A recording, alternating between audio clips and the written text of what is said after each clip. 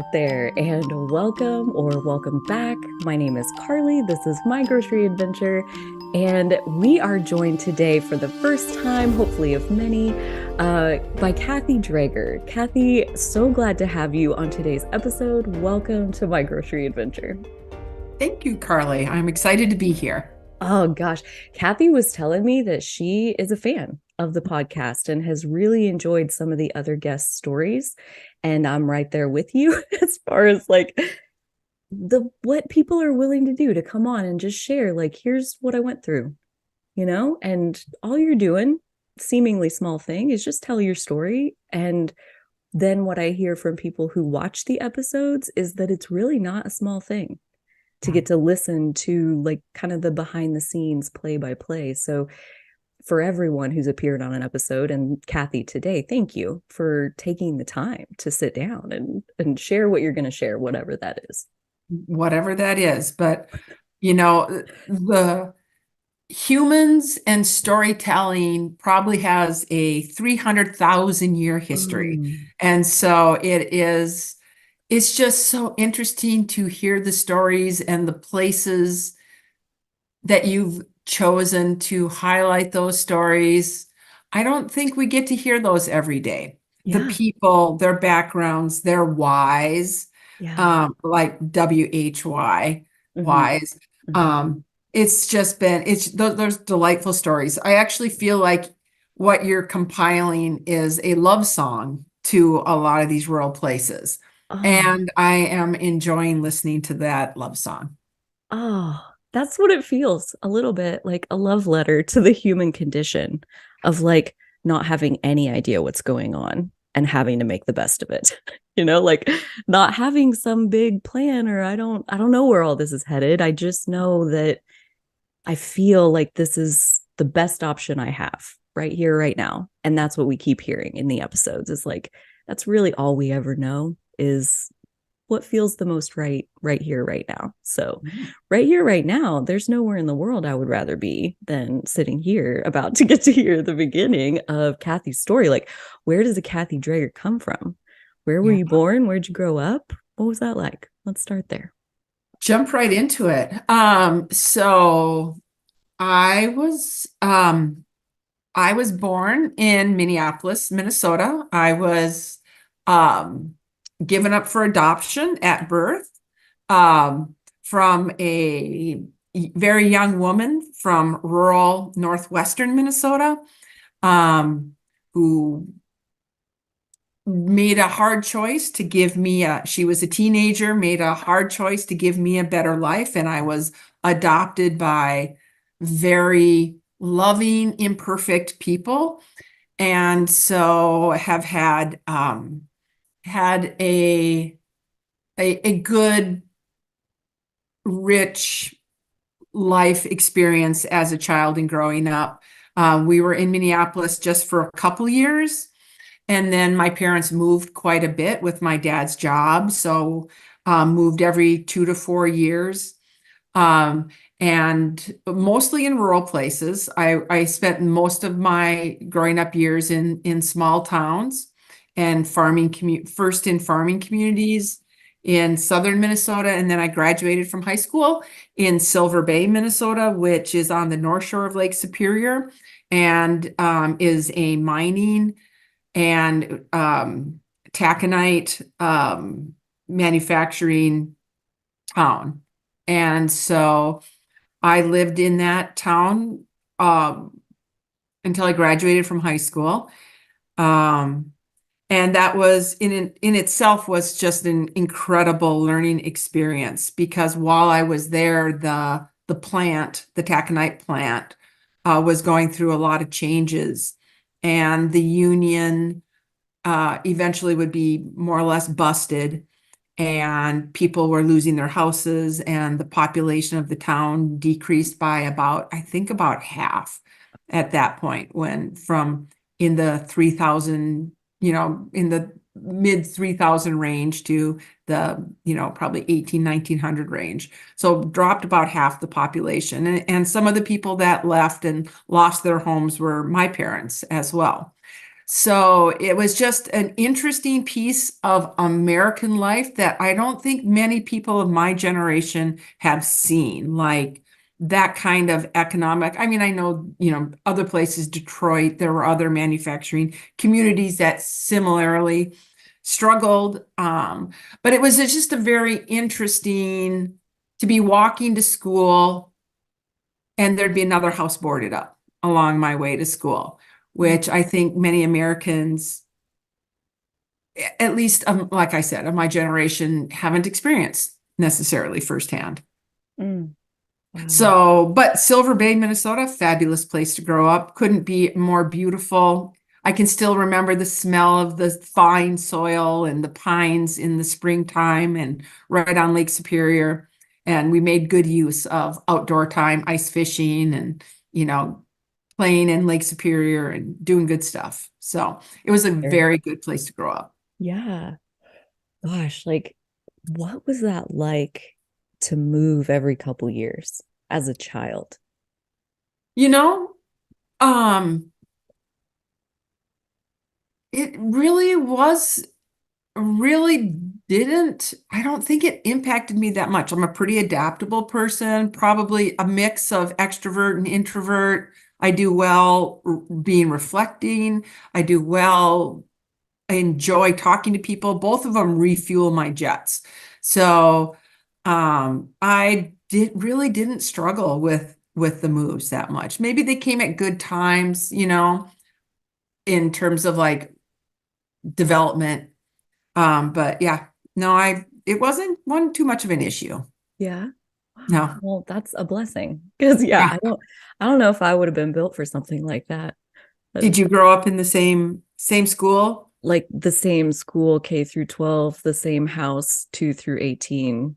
Like I was planted like a tree right there. So yeah, it always fascinates me to hear about upbringings where you do move around a lot and you meet a whole new set of kids, every few years. Like, I mean, I didn't ever experience that.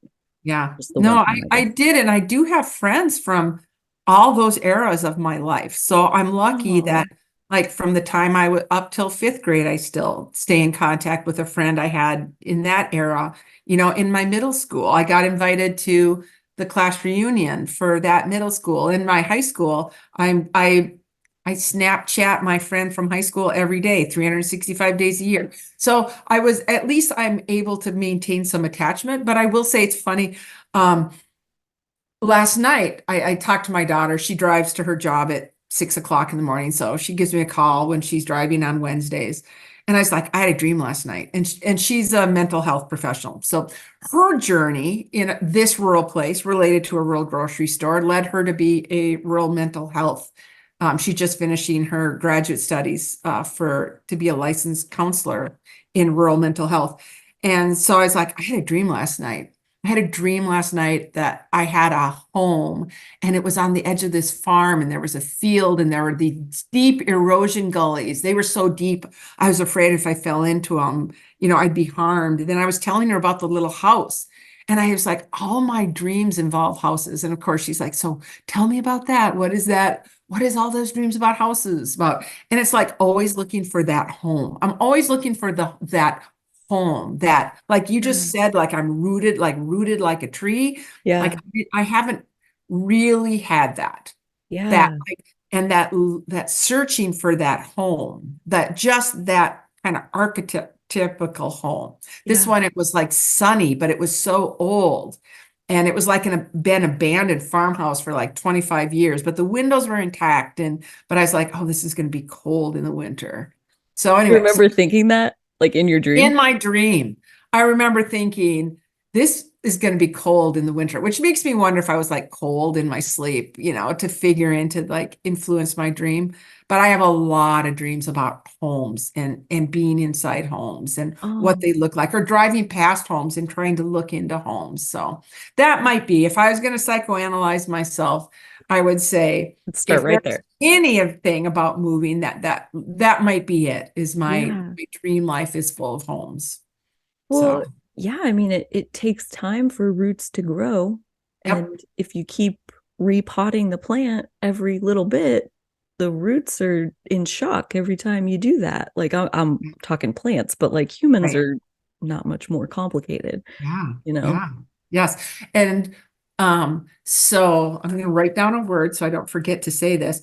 But so the life that I gave my children Okay. is that we moved to Big Stone County, Minnesota, which is on the western edge of Minnesota. So Minnesota is pretty straight. It follows the Red River, from the north till you get to the bump. There's a Hmm. bump on the western edge. So I live right on that bump, which is right on the South Dakota border. But we moved out here when our twin boys were 3 and our daughter at that time was 7. And we moved to Big Stone County. And my boys, they've been in the same school from 3-year-old Head Start through 12th grade graduation. So they had completely the same school, the house. They've never, except when we moved to the farm, they've never had any other house. So, Yeah. and now that they're both in college, they both started college. Um, I'm remodeling, so I painted their bedrooms, gotten bedspreads, and they're even like, "What are you doing? Why are you changing?" It's our history. I'm like, you know what? The house needed a little paint, but they're Yeah. not even happy about that. So that's Oh funny. So yeah, gosh. so I'm giving my children in that sense something that wasn't what I experienced. But like I said, I actually enjoyed those places that I lived. Like when we lived in Dodge Center, Minnesota, we lived in the country. I had a horse. I had friends. We'd go horseback riding. When I moved to Silver Bay, I got to live a really outdoorsy life, like really a nature free range based, young, teenage years, which was Yeah. fabulous. Yeah. I could see beauty and adventure and depth in all of it. Yeah. Well, because there is, and Mhm. there's the grass is always greener kind of mentality. Like, no matter how you grew up, there's probably some things about it that you wouldn't go back and redo just the same way if you could choose. But Yep. that's probably everybody to Yeah. some extent. And I was talking to somebody this morning about, we grow how we grow based Mhm. on what the conditions are, what the Yeah. resources are that are available to us, and we grow how we grow. And that is one reason I'm so passionate about doing these deep dive episodes into people's stories is like, you're not just the tree that you are, you grew into that. Yeah. There were droughts for 5 years, and that's why you got tall and spindly instead of like big and round and bushy. Like there were reasons why it was what it was. Mm. And those pieces they tie together if you really take your time and look at it. So I love hearing like, what did happen and what came from it. Mhm. You dream about houses and you were very intentional about giving your kids that piece. It felt important to you. Yep. Yeah. Yeah. Absolutely. Beautiful. Mhm. Yeah. Um, so in school, like, did you like school? Was that a natural fit? I mean, I asked because you work for a university currently. Yep. Have you I always been Yeah, I like interested in it? school. I did. I enjoyed school. I like reading. I've always been a voracious reader. And I was lucky when I went to school in Silver Bay. It was still a mining town, so the school was really for the size of the town, it was fabulous high school. And Hmm. I had a French teacher who had a doctorate in French in Silver Bay. And we had art teacher. I mean, we had kilns and jewelry making and rock sign and I took sculpture in high school in Silver Bay, Minnesota. Yeah.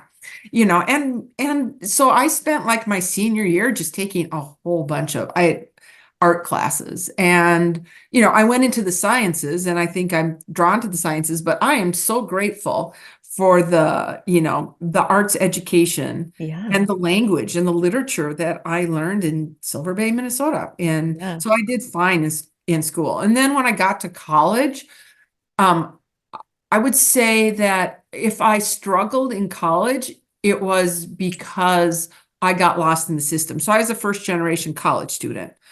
And so I did not know what I was doing. And I was on the University of Minnesota Twin Cities campus, and they just let me register for anything, anytime, no advisor. I would get the course catalog, and I'll date myself. Back in those days, it was like an actual paper catalog. And I would start leafing through the catalog, and I'd be like, ooh, Swahili. I need to take that. And I did. And I'd be like, oh, abnormal psychology. That sounds fascinating. Russian history. Why am I take Russian Of history? course, yeah. I mean, if you just had like at your fingertips, just anything, Yeah. And so, and then I hit onto the rhetoric department, which was, the study of, classical like Aristotle, Socrates, and then War and Peace, and, like we all this stuff. And I took every class that the rhetoric department offered, every single class. And now I'm at 6.5 years in college, right? And I finally, they're like, you should see an advisor. We think you should see an advisor and see if you can get a degree. Well, luckily, the university had something they called an individually designed degree program. Oh, And I wow. met with this advisor, and he's like, oh my gosh, like, you only need like 160 credits to graduate, and you've got 218 credits. And yet nothing that lines up with the degree, right? Like, how does that happen? Nobody Um, helped you. I cannot believe they let you go 6.5 years with no advisor. It may have been just 6 years, but it was a long Still, time. oh my gosh, that's A like long time. normal now. Like you have, there's an advisor. I think there was a big like to do in crisis because no one was graduating from the University of Minnesota in 4 years.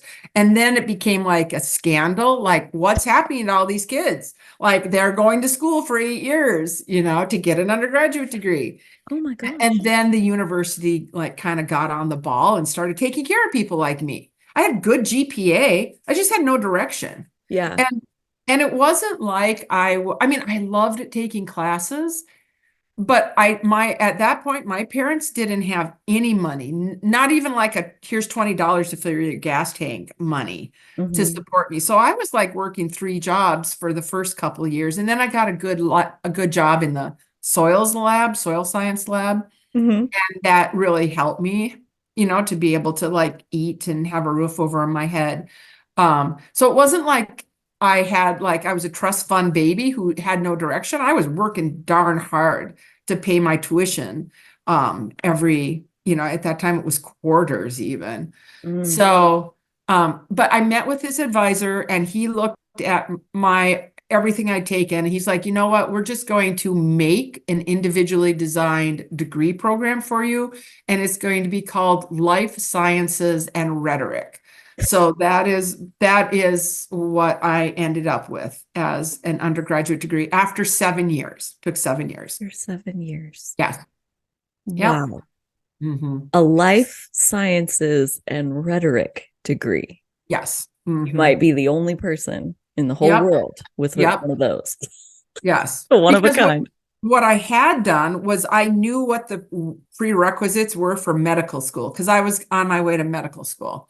So I knew that I needed to take, 2 years of chemistry, 1 year of physics, anatomy, physiology, organic chem, biochem. So I had taken everything. I could cross everything off what I needed to get into med school. I just had no degree, right? Mm, So that's how I ended up with the biology. And then I also just love the rhetoric. Oh, yeah. I took every class the department offered. So Yeah. Just for fun. just for fun, it was What, yeah, fascinating. like what stands out that you learned at that time that was like so magnetizing? Like what was it about it? That was the first time I read Willa Cather, even because there was like the literature, like agronomic literature on agriculture and farming. And I loved the course on taking on the book War and Peace. Like that was just fabulous. And I did enjoy all the classics, like the classic arguments from, Socrates and, Like what? Plato. I didn't I, study anything even close to this. Okay. You could probably like educate me a lot. the idea that, oh, just ideas about how we should be talking and debating, and even more than that, like, is life reality? Are we looking at ourselves? Are we an image of ourselves on the screen? Like, who are we fundamentally? Like, those are some of the questions even that we got into in rhetoric. So it was, kind of philosophical, but also, a deep exploration of how what does it mean to be in a civic relationship, you know? So, Yeah. yeah, Dude, and I enjoyed the professors too, like there was a group of professors that I would have taken anything they taught. So, I had one like that where I took two classes just because he was the one teaching it. Like, you're awesome, dude. Thank you. yeah, Um, wow. I yeah, can't believe you were thinking about that stuff like in your late teens, early 20s. Like, yeah. did you think about it before? Like, or did you find those kinds of questions in college, or had you already been asking those questions and it's like, here's where you go to answer those questions? I mean, going back to Silver Bay, I had a really good creative writing teacher. His name was John Sauls.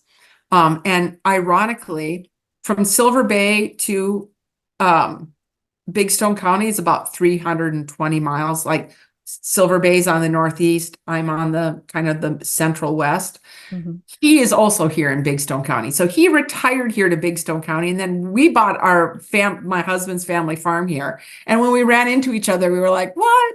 My favorite teacher." He's like, "I'll say this." He said I was his favorite student. I don't know if that's true, but I'll just say it. Totally. Yeah. Yeah. In that A moment, you favorite, definitely were. we'll say a favorite student. Right. Anyway, Right. we're both here, but he was a phenomenal creative writing teacher, and Oh, I have a daily writing practice. I'm looking like right over there. I have I'd say pretty much 365 days a year writing practice, and yeah. it's in no small part because of the good education I got in Silver Bay.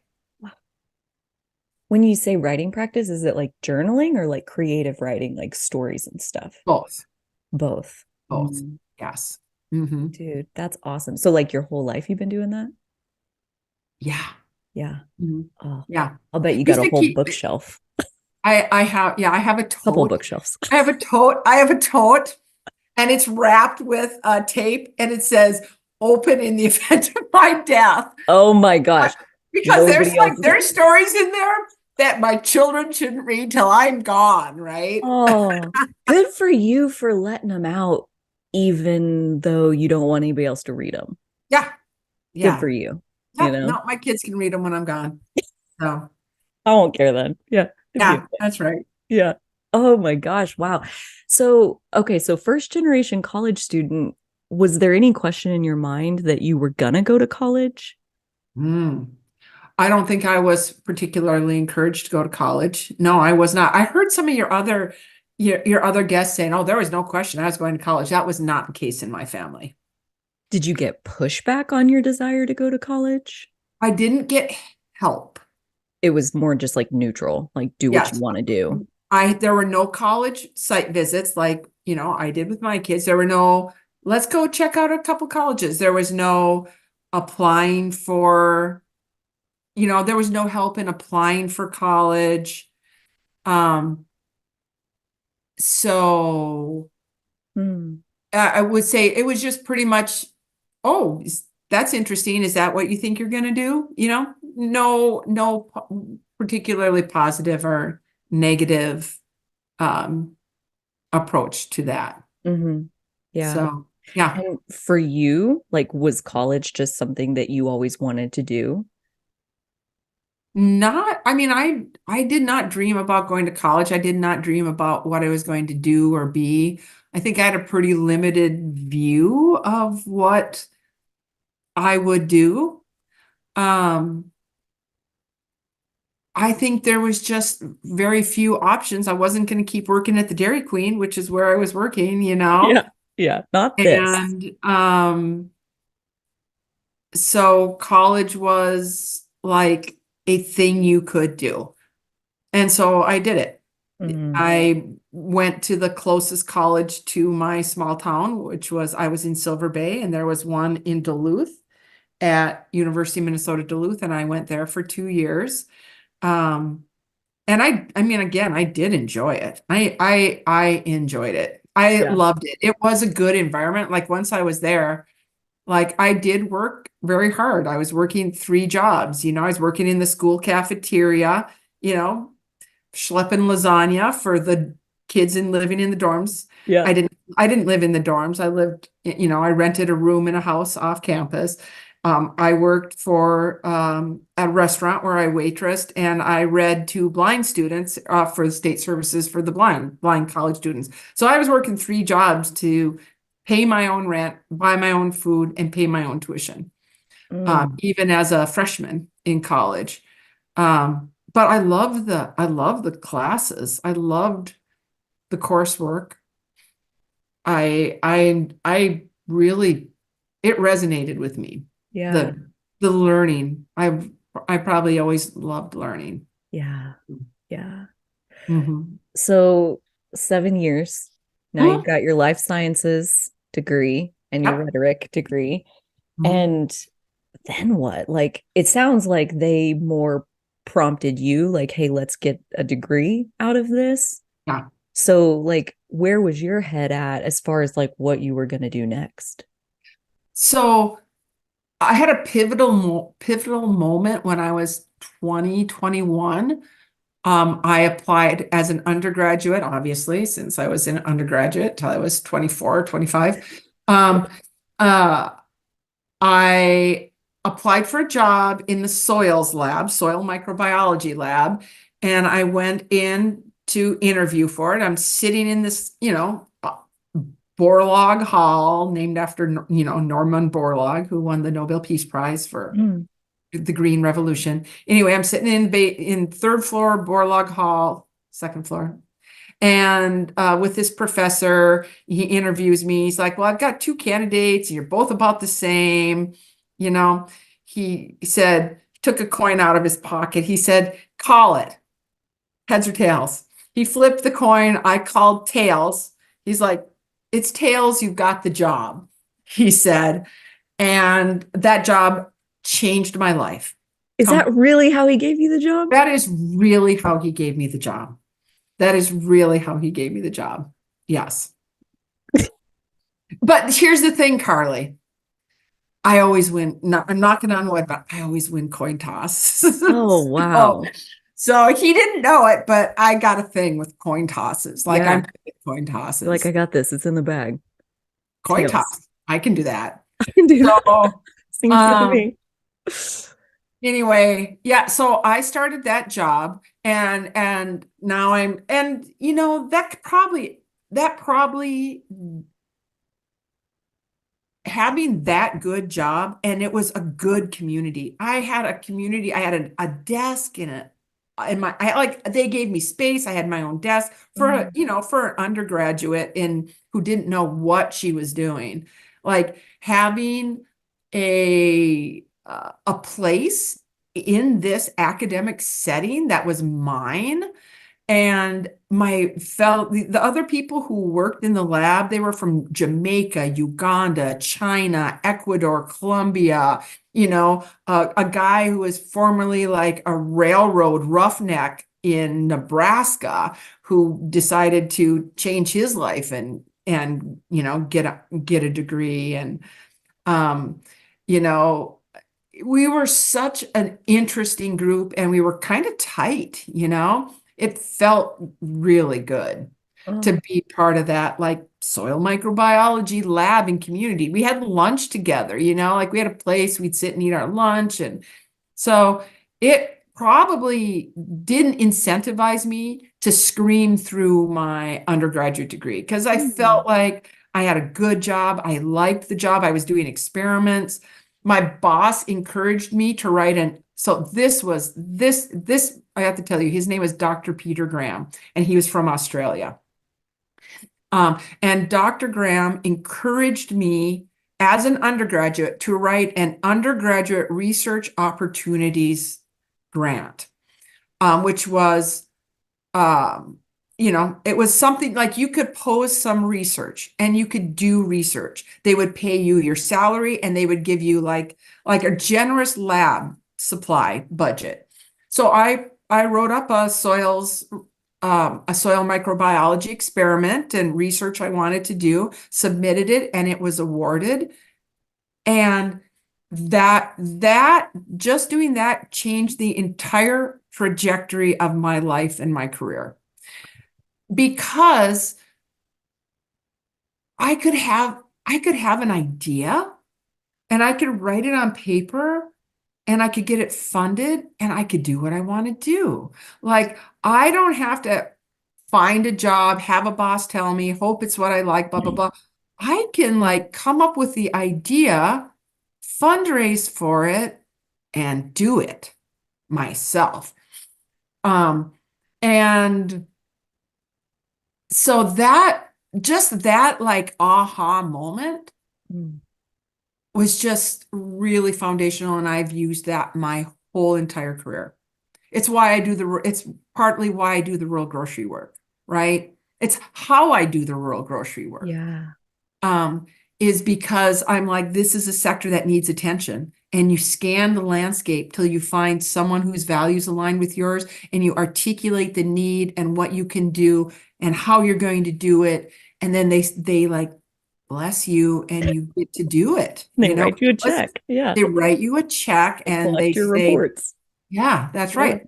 But it gives you the freedom to identify a need in the world, think about how you would remedy it, articulate it in writing, and find the resources to do it. And I have done it consistently since that undergraduate research opportunities grant.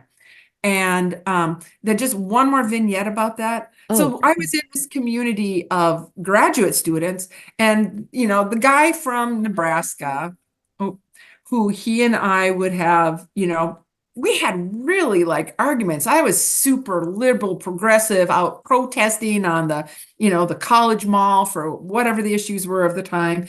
And he was like a railroad worker from Nebraska, and we would get in fights about gun control and all sorts of different things. It was just a really, you know, open debating environment. But he sometimes ground me a little bit. And so he needed some lab supplies. And he went to our joint boss, to Dr. Graham, and said, Dr. Graham, I need these lab supplies, blah, blah, blah. And Peter said, well, you know who has a budget and who might be able to help you with that? Kathy. He made this PhD student go to the undergraduate student to ask for funding to fund some lab equipment he needed. It served us both, but he was like, I could really use this, and I'm making the case for it. And I'm like, that sounds like it might be a good use of my money, right? So I also learned about the power, that's what I was just gonna that you say. can get from being able to, you know, like there were other benefits that came along with being able to write your own ticket to do the work you thought was needed. And so, yeah, so here I am. I Mm, write grants all the time, and they fund the work that I do and the work that my staff do at the Regional Sustainable Development Partnerships. yeah. Yeah, What a skill. What a skill. I know. That Yep, like all because the professor was like, hey, you should try this. I know. Yes, changed my life. Before I came to the university, I started two different S corporations. The first one was called Sustainability International, and I sold that to an engineering firm. And then I started a second S corporation. It was called Environmental Ground Inc., which it's still open, and I still occasionally do consulting under that umbrella. But that is what I do. That is a large part of and that is how I started my business. It was like, you could really use some research on how this thing is working for you. I did agricultural and environmental research and development. And I say, we could really study this, and this is how we could study it, and we could find out if our theory of change is actually, in this case, I'll just give you an example about some water quality work we did in the state. Like, we believe that we're doing the right thing to impact water quality. What if we set up an experiment so we could find out if, in fact, that is having the outcome that we want? Write it up, and I brought in the funding for that. Um, and yeah, there you go. I started a business, and my business was predicated on being able to approach somebody and say, I think you're doing interesting work. I think there's a way you could elevate it. I think if we applied for this funding, it would give us the opportunity to ask and answer these questions. So that's what I have done up to this day, both inside and outside the university. Oh, dude. So Kathy told me before we started something about courage. And Mm. I have to like echo that back to Kathy right now, that like the courage to be able to approach someone and be like, here's what I'm thinking, here's what I can offer, here's what I bring to the table, here's how that can help you, here's the value of that. Like, I don't know that just everybody believes in themselves to that Mhm. degree, believes in the efficacy of what they can deliver, Oh, but it's like, scary sometimes. It, oh it can be man, scary sometimes. your confidence is solid as far as like see the idea, find the resources, bring it to life, next. Like it's beautiful. It's awesome. Well, and I will say, going back to that story about Silver Bay and watching a one company town collapse, I never wanted to be the one who was dependent on the one company town, right? So Oh, this grant writing was also a way to have some independence and to not be as vulnerable.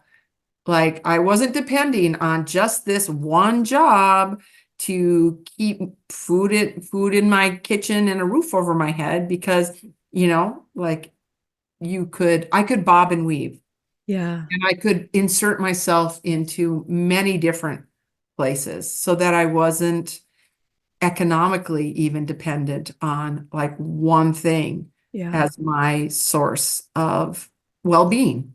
So, yeah. That's such an interesting tie with like, yes, watching a business that's that central to an entire community fail. Like I think about, Holton, where I live, is about 3,500 people. And if it cut in half overnight, or I guess overnight, how long did it take for the population to half? I mean, it wasn't that long.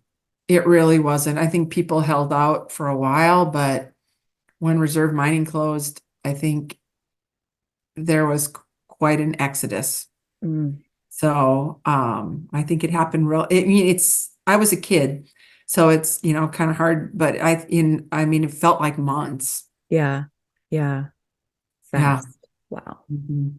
I should look Well, that up so that I can like understand, like, now that I'm an adult, like, look at the history. What does it say on Wikipedia, right, or wherever right. about what Because you happened? lived it, but I'll bet there's details in the record Yes, that like either you didn't know or like as a kid you wouldn't have paid attention to that or whatever. exactly. Yeah. Exactly. Yeah. Yeah. I've been getting that message a lot to like return to your roots, return to your roots. And I'm like, what roots are you talking about? But even just like hearing people's stories, and I'm in the process now of like me telling my episodes and telling my stories. So like the Mm. roots, man, are being excavated a little bit. Our history is like, go back and look what's there. And I don't know what I'm supposed to find, but I do tend to just listen when I get or I get a message over and over and over. It's like Yeah. there's something there that's calling for you. Mhm. Yeah. So, gosh, I feel like we got a really good summary of like your career overall. Mhm. Um, so how did like now as you come to the end of your major, then it sounds like you had the tool in your toolbox of like, I know how to do grant writing. So did Mhm. you just like stay where you were and like write your next grant, or did you go somewhere else? Or yeah, how did you come up with your next idea? So I used that skill to write a grant when I was finishing my undergraduate degree to the Cargill University program for international travel. So I had one of my lab mates was from Ecuador. And I wrote this grant to Cargill and they funded it. And I went and lived in Ecuador. And my boss, Peter Graham, he also had a USAID bean cowpea. They were called Collaborative Research SP something, bean cowpea crisp. It was a research program in Ecuador as well. So I went to Ecuador and worked with the Ministry of Agriculture in their small farm program. And Peter was doing this USAID project, so he would fly in and um, and he just asked me if I would like to continue in graduate school and work on this bean cowpea crisp in Ecuador. And I was like, that sounds very adventurous. He was actually more specific. I was actually sitting in my lab, in the lab, um, at my own desk, which I was very proud to have a desk in the lab. That was a big Sure. deal. Sure. And I'm studying for the medical school exam. And Peter says, you would be a fine doctor, and you can do this if you want to. He says, but you'd also be an excellent soil scientist. So he said, and here's the deal. You go to grad school, you're going to end up with like a lot of student debt. You become a soil scientist, I'll pay you a stipend, you get medical insurance, and we pay your tuition. And I was like, dang, that sounds so easy. Plus, I'd get to go back to Ecuador and do the research in South America, which I was having a thoroughly enjoyable time working in South America. Now, I think I might want to close that curtain. Sure. Yeah. I'm just going to pause this for just a second. Yeah. All right. Thank you. Yeah. I No don't have worries. the sun. I love the sunshine, but I was starting to have to bob and weave to keep it out of my eyes. Yeah. So yeah. So okay, anyway, you so were in Ecuador and then you came back. Yep. Okay. So how long were you there the first time? Oh, so a little bit less than a year. So I was there for a little bit less than a year. All in one go. All in one go. Yep. Wow. Yeah. Wow. And yeah, All like, sorts of adventures. I mean, okay, so then did you actually go back then for grad school to Yeah. Ecuador? Okay. And No, yeah. Well, yeah. So then I finished my undergrad degree.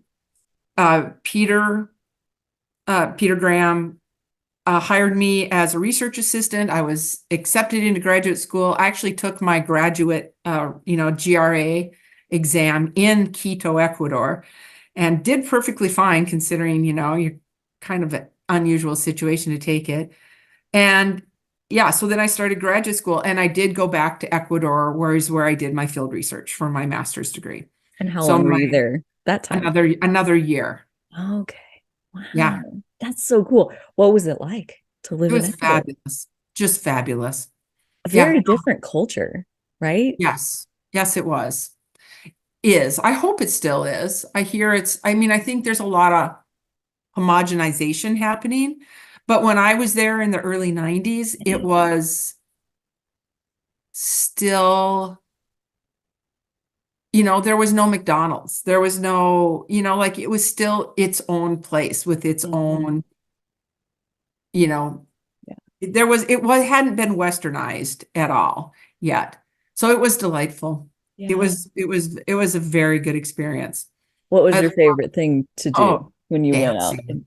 Oh Dancing. God, yeah.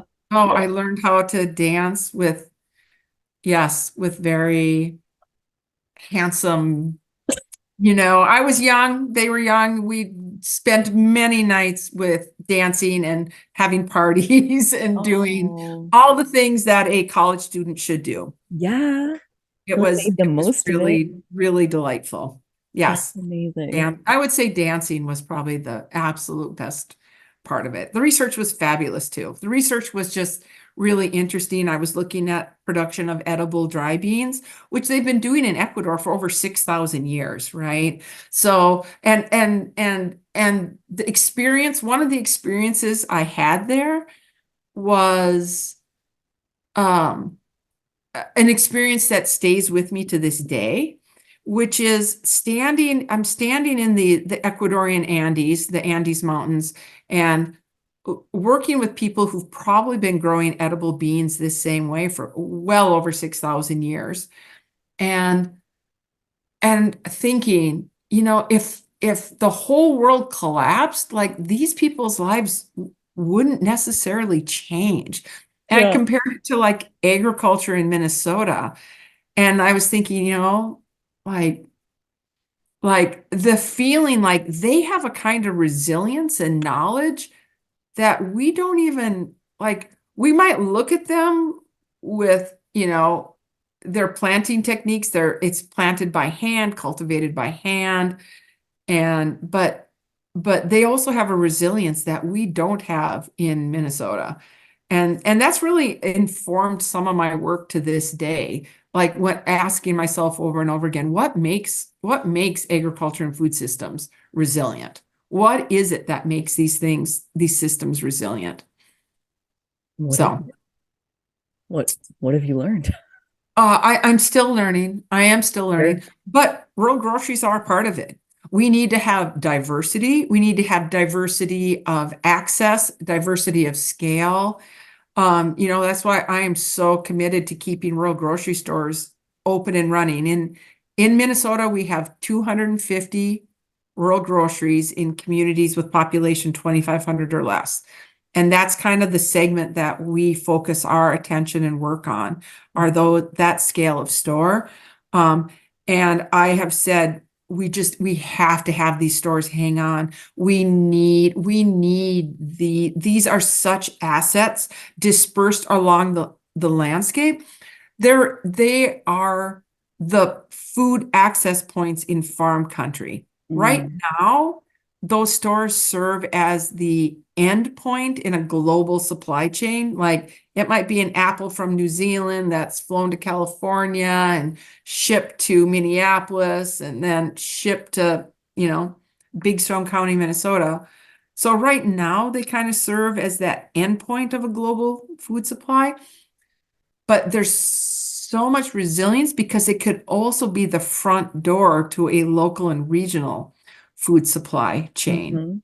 Like these stores are dotted throughout farm country. If we needed to, we could load wheat, edible beans, potatoes, garlic, strawberries onto that same supply chain. We could use that rural grocery store as the front door for farmers to get food into a local and regional food system.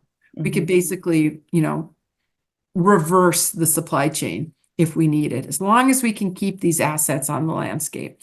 So when I think about resilience, it's like making sure you're actually seeing, that your eyes are actually open to what assets you have. Like, what are the assets you have on the landscape?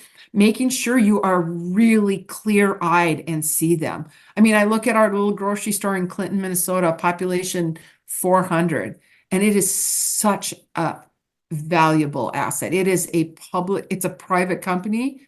It's a private business, but it is 100% public good, public Mhm. asset. Yeah. So, so that's one of the things so when I think about resilience, I think about that we need to hang on to the diversity of these small businesses, and especially as they populate like farm country, for one thing. I love all of that. Grocery stores as public goods and services. Like I feel like I could open a whole can of worms, or I think it's kind of Yes. fun, but is between the teeny little margins in independent grocery and them being like a for-profit business, it just like doesn't really make sense to me. Like it's really not a for-profit business. Like if you look at it, Mhm. it's a public service. And It so is. why do they pay taxes? Like Yeah. couldn't there be something in there that makes it easier? Or like Mm. why do people pay sales tax on food? We Like don't in Minnesota.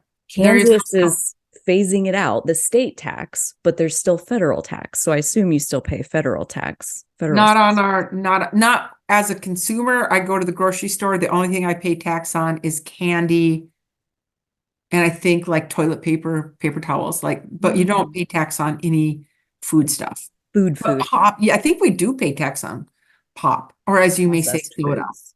Yes, no, pop. We're not that far south. Um, yeah, yeah, anyways, that's neither here nor there. But as far as your story, it sounds like resilience and sustainability are these themes that, like, from very early on, you were just passionate about. Like, how do we make it resilient? What makes it Yes. sustainable? Yes. And I know you mentioned like watching the effect that the business going down in one of the Yep. towns that you grew up in, like that had a huge effect. Do you think there was anything else that, because like I didn't see anything like that, and resilience and sustainability are like two of the things that eat up the most amount of, other than food itself, like what am I going to eat next? It's like resilience and sustainability. Like how do we keep it going? I wonder how do you relate to those drives inside of you? Because like I know how I see it for myself, and like where do I think it comes from inside of me? But I mean, I'd rather hear about yours. So last academic year, 22, 23, I was on sabbatical and I was asking this exact question. So my sabbatical is, how do we build resilience in agriculture and food systems in the face of severe disruption? Mm. And I read so much literature on like the collapse of complex societies, the rise and fall of civilizations, like I just immersed myself in literature. And then I found a disruption that is understudied, and then I just have totally dived into this as an area of work. So, but to your question, I think it was last February, I was invited to speak about what I was working on for my sabbatical at a kind of a farming community conference. It's called Back to Basics, where they like teach you things like around food production and food preservation, you know, um, you know, natural resource management. Like it's a really cool conference. And I presented there on what I was learning about the impact of solar storms. So that's what I'm looking at now is like the impact of solar storms, like the kind that cause aurora borealis. Those are when you see the aurora, it's actually the manifestation that the Earth is having a geomagnetic storm. So that's when you visually see aurora, which we do. We could see them in Minnesota last week. You know that there's a geomagnetic storm happening, but there could be other consequences with that. So I gave this presentation to farmers, a group of farmers, talking about what would you do if there was a really serious geomagnetic storm? Like what's plan A? What's plan B? What would you as a farmer do in the face of this kind of disruption? And it was a really lively conversation. And there was a reporter there. He actually wrote an article about what I was writing about. I could send you the link. Yes, It please. was an article. And after everybody left the room, there was one farmer who stayed there. And he said, from the time I was a little kid, I'd lay in bed and I would be like, oh, I sure hope the grown-ups are thinking, what would you do if such and such happened? What would you do if such and such happened? He's like, I always was like hoping that someone was thinking about like, well, this works now, but if it didn't. And he said, so I later came to identify that characteristic in myself. He said, I am a scout. So like I identify myself as a scout. Like I'm always like a few steps ahead saying, yeah, that's fine, but what if? What if? Like look further down. Look a few more steps down. Like keep looking out. And he said to me, you're a scout. You're a scout too. So he was like, you and I are scouts. I And love that. I totally resonate with that. I So Yeah. so I think I probably have always been a scout, but what I saw in like when reserve mining closed down in Silver Bay, Minnesota, and seeing the impact it had on community, it just made it like, oh yeah, everything looks so idyllic. I'm in one of the finest schools in the state, and all these cute little houses that all these people live comfortable union job, middle class lives. Boom, gone. Right. And so I think I've always been able to kind of kind of look past the veneer to Mhm. say, "Well, yeah, this looks great, but where might it be vulnerable? And you won't even know that it's vulnerable. So, um, and I have always been this way. About, I don't know, 15, 16 years ago, I was invited to contribute to the strategic planning of one of the major philanthropic foundations in Minnesota. And it was with the board and the president and all the staff. And I was grateful to be part of this group. And they went around the table asking people, like, what do you think are going to be the biggest issues facing us in the coming decades? And it was all like, poverty, food access, changing demographics, lots of, environmental issues, climate change, all those things. And they got to me and I said, I'm concerned about a pandemic. And people were like, what? Like, what? Like, you mean like what happened like 100 years ago? Kind of like pandemic? I'm like, yeah, I think we have neglected the fact that there could still be pandemics. And they were like, yeah, next. Like people, they really thought like I was nuts, right? Because Like, this was like like 15 years ago, you said. 15 years ago. Yeah, yeah, Yes. yeah, yeah. No one was talking about there's going to be a pandemic 15 years ago. Oh, and so when COVID finally hit, all three of my kids were, still living at home. And they were like, oh, thank goodness it's finally here because mom's been talking about this like for so long. Like, you never know. We could run out of oil. There could be a pandemic, like there could be civil unrest. You never know what's going to happen in the world. And my kids are like, yeah, yeah, that's interesting, mom. They're like, we've lived in the same house since we were 3, and we don't know what Yes, you're talking about. yes. Like, it's all Because the same. when they were little, they would be like, Mom, when are we going to learn to drive? I'm like, oh, don't worry. There won't be cars by the time they're 16. I'm like, no, I think we're going to run out of oil before then, or climate change, whatever. We're not going to be driving cars when you're 16. So you don't have to worry You don't about even worry about it. don't even Oh worry my about driving. So my God. kids bring that up all the time. Like, mom makes predictions and then she's wrong, quite frequently wrong. But for me, I'm not seeking to be right.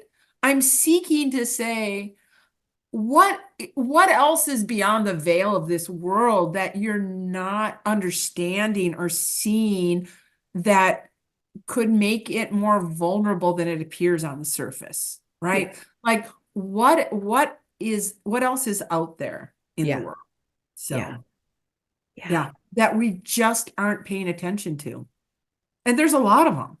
So, Mm, aren't there? and I'm not unhappy and I don't worry. It doesn't keep me awake at night. This is not like people say, Kathy, you need to stop smiling when you're talking about like solar storms. Like, this could be very serious. You just keep smiling through this, like, oh, and then there could be a solar storm. And they're like, stop smiling. And then the world could end. No, Right. I, Yeah. but it's like we've identified it. It's a thing and we know about it and we're creating backup plans and we're Yeah. getting prepared. And there is an excitement to the ability to prepare for something. Like, Yes. I totally get it. I'm right there with you. I'm a natural worst case scenario generator. And Mm. it served me really well as far as like project management and like, how do Yeah. you get from point A to point B no matter what happens? Yeah. Like no matter what. Okay, well, we'll have Yeah. this backup plan, this backup plan, and this. It doesn't feel stressful. Stressful is when I'm not thinking about those things. When Yeah. it's like, yeah, to use your word, like I'm leaving myself vulnerable to an unsuspected Yeah. disruption, something that Yep. I haven't planned for. I didn't prepare for it. I'd rather just be prepared. And Yeah. so, yeah, like a lot goes on in the thinking places. Yes. But Yep. oh, that's so cool to meet another scout. I love that. Yeah. I wonder if anybody else who watches will resonate as like, oh, I think I'm a Hmm. scout too. Yeah. Put it in the comments. Yeah, right. Exactly. Like I love that. And next time I'll have to share, like I see mine somewhat similar. Basically, I use different language though. So Mm. yeah, maybe next time I can tell my version, but Yeah. we'll save that for the next one and Okay.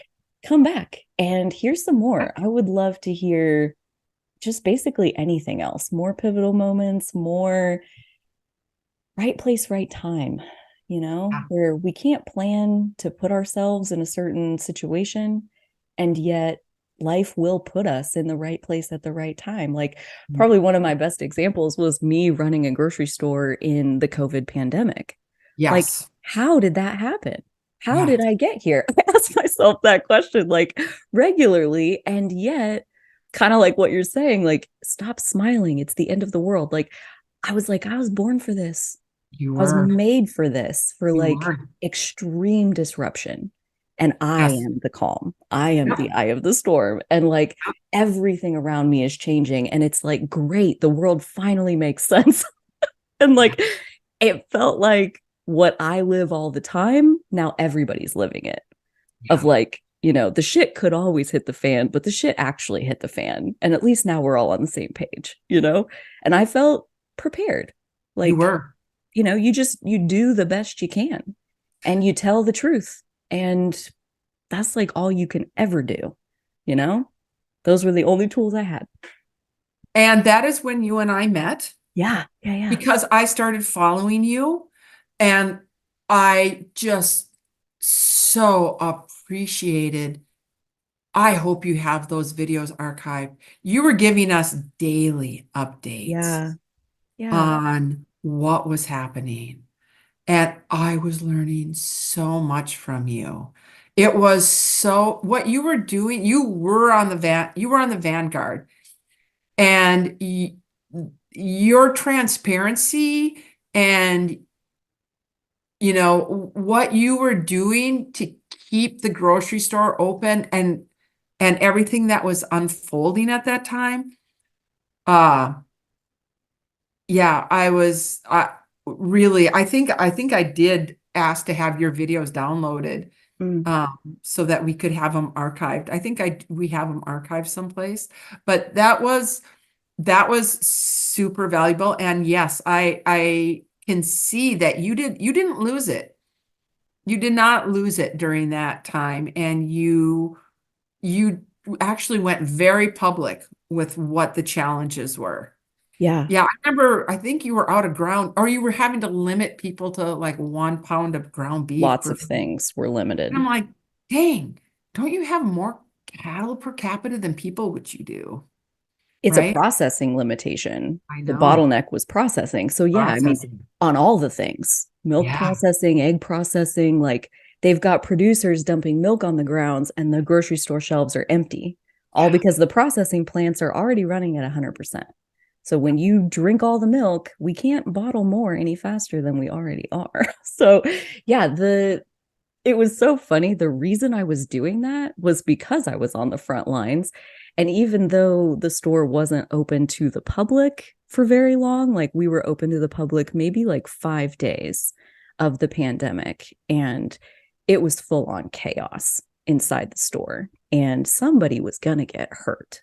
Like even beyond COVID, the pushing, the shoving, I just couldn't, the yelling at my employees, like I just couldn't take it. I really couldn't. And then plus the thought of like, we don't know what COVID even is. And I got high school kids in here, like people who are coming to work and like, what is my duty at this point? And I felt keeping the staff safe was number one because we can't run a grocery store unless you got the 30 people who are helping you do that. So, yeah, like keeping them safe was number one. But the most of the people I'll say were very cool. And if anything, I feel like the loyalty of our customers just went through the roof at that time. Like the ones who were already loyal, they became more loyal in the process, and new people started shopping and became loyal customers because of what we were doing.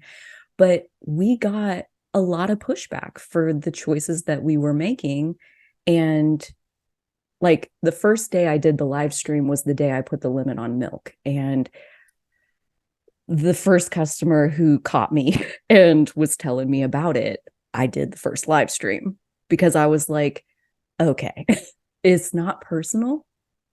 I don't want you to skip your cereal in the morning. Okay. I'm not trying to be an asshole here. Legitimately, we are facing some really difficult challenges that I don't even expect customers to be able to understand that. And that's why I took the approach I did, which was education. Like maybe you won't yell at me if you understand that this is so far outside of our control. there's nothing any of us are going to be able to do. So yelling at anybody is not going to help the situation. Okay. So my whole goal was like just to calm everybody down because, yeah, the pushing and the shoving really just made Who me a was little bit sick to my who, stomach. who was pushing and shoving? Customers or employees? Customers. Customers. Like the last morning that we were open to the public before we closed for, I think it was almost 3 months that we were closed to the public. Um, the last morning, there were like 20 customers outside the door when we opened, and they like herded their way into the store, and a little old lady got shoved into a wall, and we were closed for business the next day. Like we did the delivery and curbside pickup only. We shopped over the phone and by email. Well, that was what I was going to ask because I think we modeled a fact sheet after what you were doing Mm, because so many of these small town stores, like, yeah, you could order your groceries from Target, mm-hmm. but in a town of 400 people, there was no online option. Right. Did you start doing, how did you ask people to get you their grocery lists? So they called in and Okay. we put them on the list to shop. And then we Okay. had shoppers who on their cell phones would call that customer and, like, okay, so I'm in the produce department. What do you need from the produce department? Now we're in the milk section. What do you need here? And like literally walk them through the store and shop for them. And then we could do debit and credit card payments over the phone. Yeah. And most people were totally cool with that. Mhm. Like I think if anything, we probably had a lot more feedback that was like, that's actually why I'm shopping here. I'm not willing to go into the free for all down the street. I would rather take this approach. I like it better. And so thank you for doing it. So I feel like that's what we heard more Yeah. often, but especially in those days when we were still open and I had already started putting the limits on. Because I mean, toilet paper was just gone in like a day. And I'm over here like, we ordered more and none came. So the warehouse is already out. So I don't know when I'm going to get more toilet paper. And now I see the milk is doing it, the bread is doing it. Like there just won't be anything here. And like that can be a thing. I mean, we sold the groceries. Again, I'm like sitting there in this moral dilemma. Like, what is my duty? Is my duty to like maximize sales and just get the food off the shelves and like we sold it? Great. Or to like be a source of food for the community? Right. Because if my shelves are empty, I'm no longer a source of food. And I wanted to hold on to that, whether that was the right choice or not. Like, whatever. I don't Mhm. know that there is such a thing as a right choice in that kind of a situation. There certainly was no rule book. There was only like, what do you think is the most right thing right here, right now? And you better just trust your gut because there's nobody else in your shoes, nobody that can tell you did a good thing or not. And you were influential at that time. You Me? reached out to me on Facebook Messenger. We had like a call one morning where we actually got to talk. You gave me the what was it, where they could like buy a food box. It was like, Yeah, the meal kit. yes, yes, yes, the meal kit. So we sold a bunch of those. Did you Um, really? I had yeah, never a heard bunch of that. people, like $2,000 worth of meal kits that people That's so bought and we gave away. cool. Yeah, yeah, Oh, Carly, I had not heard that. yeah. So, so part of me being who I am, I was actually in Iceland at the end of January, and I was already tracking the John Hopkins map of where COVID was and where it was spreading. And I was like, I was in Iceland with two of my kids who were, you know, minors. And we got home, and I I was like, I think we need to pay, I was like, we need to pay attention to this. I took my kids out of school before the governor closed down. I took my kids out more than a week before the governor closed down schools. I called the superintendent and I was like, take my kids out of school. I am concerned about this COVID thing. And anyway, because I am who I am, I started creating that meal kit like back in like the end of February. I took two giant grocery carts into my literally we have the first aisle of bread, the second aisle with, like dish soap and toilet paper, the third aisle with chips, and the fourth aisle with freezer stuff. It's a very small store. Yeah. But I went through, I called the grocery wholesaler because I had a relationship with the wholesale grocer. I said, if you can send me spreadsheets of what you actually have a lot of, like send me what your quantities are, and then I will go into my grocery store and I will try to build a kit on what is actually available in the food Mm, supply chain. So I built that kit. I took over our entire dining room, and then I had extension nutrition educators consulting with me, and it's like a giant chessboard, and I'm moving packages around. I'm like, okay, here's day one, here's day two. Oh, that's not going to work. Here's day two. And we built out that 14-day meal kit. I yeah. made a couple of them, a few different designs. I worked with extension nutrition educators. We wrote it up, and we had that published the same week the governor closed down schools in Minnesota. So that's how being the hope for the best, plan for the worst human Yeah. out Yeah. influenced my brain so that I had that we boom, we could create that kit, bring in the resources to write it up, and it was downloaded all over the world. And people were calling me, and it's like, we're the vegan society of, Minnesota, and we want to convert your meal kit to vegan. I'm like, have at it. Great.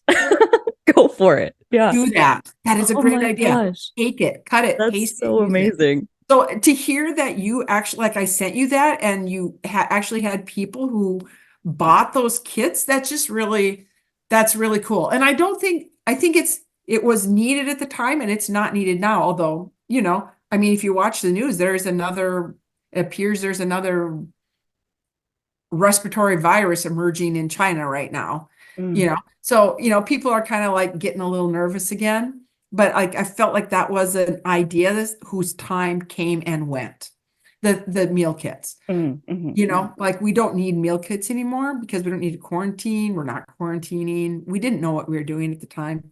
But yeah, thank you. Thank you. Thank you for Oh, letting me know that that was something that your store used as well. So yeah. very Yeah. cool. Very cool. I had no idea at the time it was so ready and so available. I thought you guys just already had it and you were like, here, this would help you. I didn't realize you had just made it.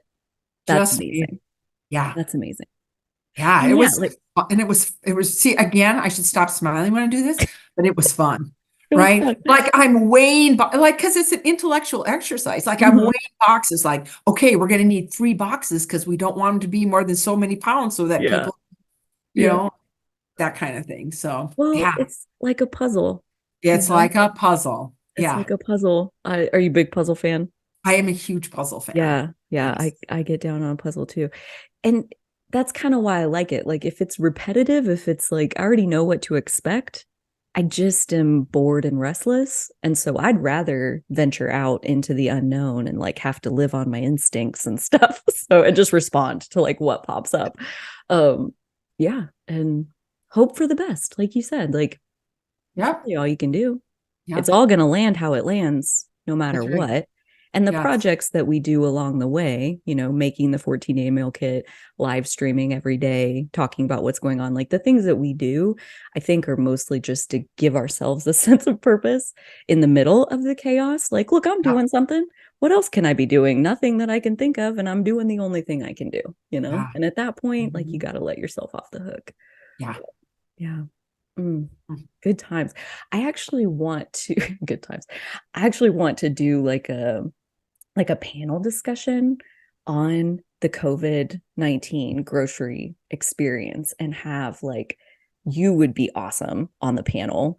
And then a couple other grocers, Jeannie, who's a consultant. She was a consultant during that time. So she was hearing from like all of her clients. And I think both of you would be able to give more of like a bigger picture kind of viewpoint.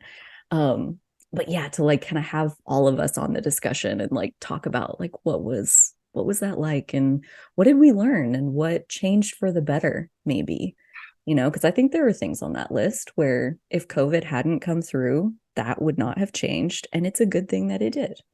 So, maybe give some credit to the positives that can come out of such disruptive things. Sure. Bring it on. I'll be Yeah. happy. You Yeah. you you make the call, I will show up. So Oh, beautiful. Okay. and one thing I want to say about this way of thinking and being, which, is that it makes you able to be so grateful for Mm, what you do have and for yeah. what is in place and what is working, Yeah. right?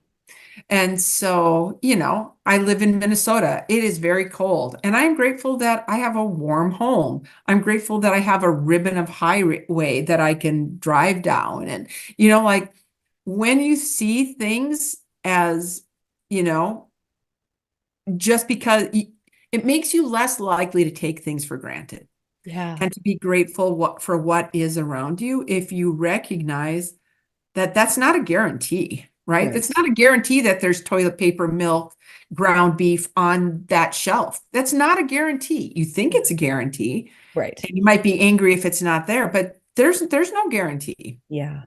And Yeah. so that makes you able to approach what you do have with a profound sense of gratitude. Yeah. It does for me. It does for me. I can draw on that multiple times a day. And maybe that's why thinking about these things doesn't make me unhappy because, like you said, we've got time to think about what does it mean to be resilient? What is it? What we've got time, we've got the space right now. Hmm. Yeah. Yeah. Well, and just in general, like I very much resonate with what you're saying about like the frequency of things changing in the world around us, especially these last few years, has had me kind of pull my anchor up out of the physical world and like drop it inside myself so Mm. that like I'm not really getting yanked around like a yo-yo on a Mm. string with like everything that is happening in the world. Like I have a sense of stability inside of myself. Like what is constant? What is truly not ever going to change? And the beat of my heart, the breath in and out of my lungs, like those are the things that I have no matter what. And like you said, like everything else, I mean, it can just be gone. Yeah. So, like, what really are we resting on? Hmm. Like, what is our support system and how sustainable is it really? And yeah, I think about that a lot. Yeah. Mm, Mhm. such a good conversation. I would Yeah. love to hear the comments on this one. I feel Yeah. like we went to some a little bit deeper places than we've been on the podcast yet, but I am totally all for it. Yeah. Yeah. Oh, So, I don't know if we can talk about this time, and maybe this is a place we could end, but I feel like your podcast project and a creative, a fiction project that I'm working on, they actually have a lot in common in that I feel like the voices that you're helping to bring with your podcast and the stories that I want to tell as well, it is sort of a love song to some things that are still good and solid and um, offer some resilience for our communities that we mhm. need to. It kind of gets back to what I was saying earlier. We need to acknowledge assets where they are, and sometimes they're overlooked. And I think, Carly, that's what I love so much about the stories that you're putting on in your podcast, is that these are like that couple who talked about starting a grocery store when they were in their 20s, Yeah. like just going on faith. And, my brother's a construction worker, Yeah. my other brother's a plumber, my other brother's an electrician. So we built a grocery store, like hearing those stories from those communities, like I feel like those are assets that we could overlook. And it's a kind of, sometimes we call it appreciative inquiry, like asking questions in a way that we are appreciating what we have and how did we get there? How did we get those good things that we have? And what Yeah. did it take as individuals or a community or a family to knit those things together so Yeah. that we actually do have some resilience in Yeah. our in ourselves, which is what I heard you also talking about, the resilience, the anchor, the resilience in ourselves, in Mhm. our households or farmsteads or communities or regions or states. Like, and so that's the project that I am working on now as well. Oh gosh, yes. Let's talk about that next Yeah. time. And Yeah. yeah, more about this drive to put more resilience into the world, and not necessarily to like change anybody or make the world a better place even, but I feel like through however I did this, I don't even fully understand it, but like I feel pretty solid in myself compared to a lot of what I see in the world with the ups and the downs and things. And I just feel like it hurts me to watch people suffer. It hurts to think about people who think the limit on milk is about them. You know, it hurts me to think that people are suffering when they don't have to. And so personally, this podcast, like the suffering that I hope comes, like lets the air out of the balloon a little bit by hearing these stories, is that it does all fall together. You know, like the guy flips the coin and it does come down on your side. Yeah. Like that happens.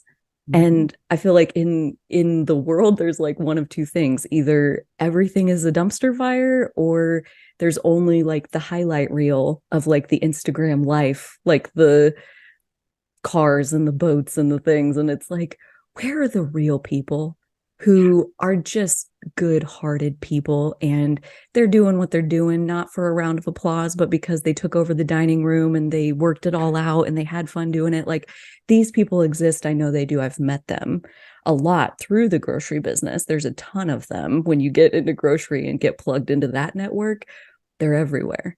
And so I'm like, oh my gosh, like what a gift if I could, you know, take my light of my attention, my time, and interview these people, bring them forward, you know. And then like the episode that just aired right before we're recording this, the first episode with Dan Nagengast, I didn't even know Dan a month or two ago. Jeannie Wells was like, he is incredible, you would love him, he's got to be on your podcast, let me reach out to him and see if he'd be interested. And oh my gosh, like what a fascinating character. And now how many people are going to get to watch these stories because we're sitting here for an hour and a half of our lives? But yeah, we're not going to get that back, but it's been fun. And then how many thousands of hours are people going to spend watching this?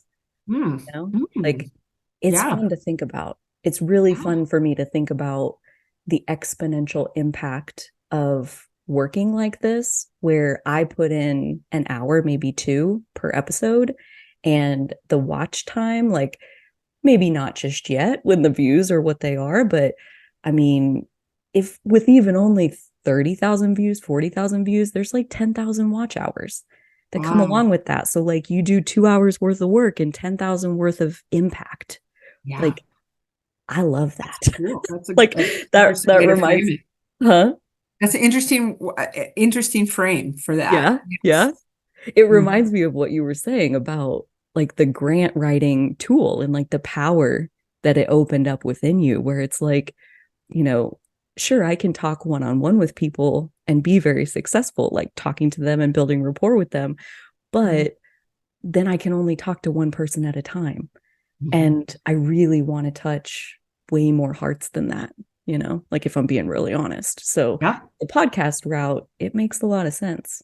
And yeah, I see the numbers growing. I mean, we're not going anywhere. We're just going to keep doing episodes as they're fun to do. And they'll be there for, I mean, people could find these years down the road. Yeah. Knock on wood. Yeah. Well, exactly. Little apocalypse joke there to top us off. Yes, that's what exactly what it was. When zombies come in, you may not be watching this. Okay. But hopefully, fingers crossed. Yeah, we're going to hope for the best. Oh my gosh. Kathy, this has been so much fun. Delightful. So Thank fun. you, Carly. Oh, I can't wait for the next one. Sounds good. Everyone else, thank you for listening. Take a second, like the video on your way out. We would love to hear your comments down below. Kathy will be back hopefully on many other episodes. We'll continue the conversation. Until next time, everybody take really good care of themselves. Hopefully you're finding some resilience in your life wherever you are. And we'll see you next time. Okay, bye.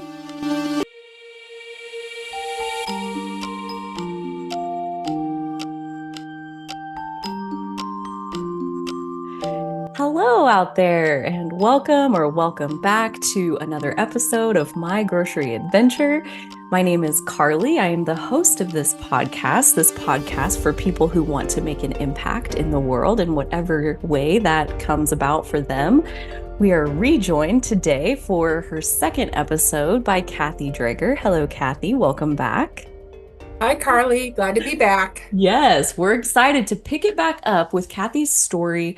Last time we covered childhood, growing up in Minnesota, getting to college, going on to grad school, a job that changed your life with a coin toss. I loved that story. That really stuck out to me.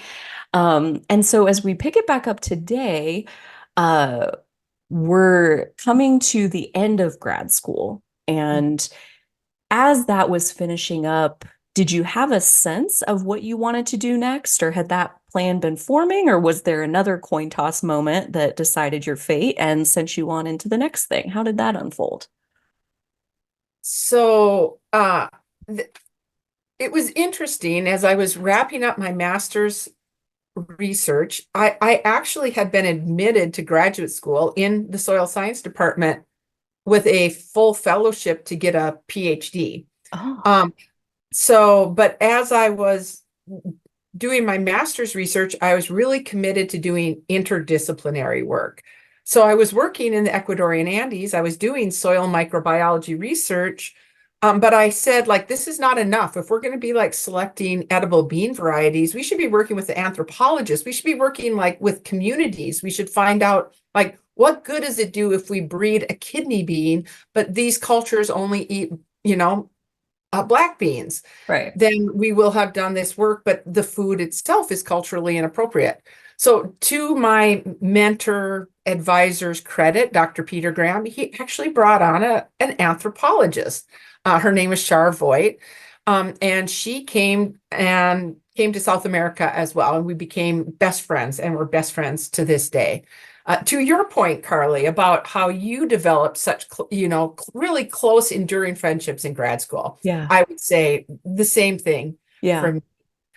So I was able to do this interdisciplinary work that felt really meaningful. It was about the beans, it was about the soil, but it was about the consumers and the culture and all those different parts of the work. Hmm. Um, and so then it was time to hone in more to turn my thesis into a PhD thesis.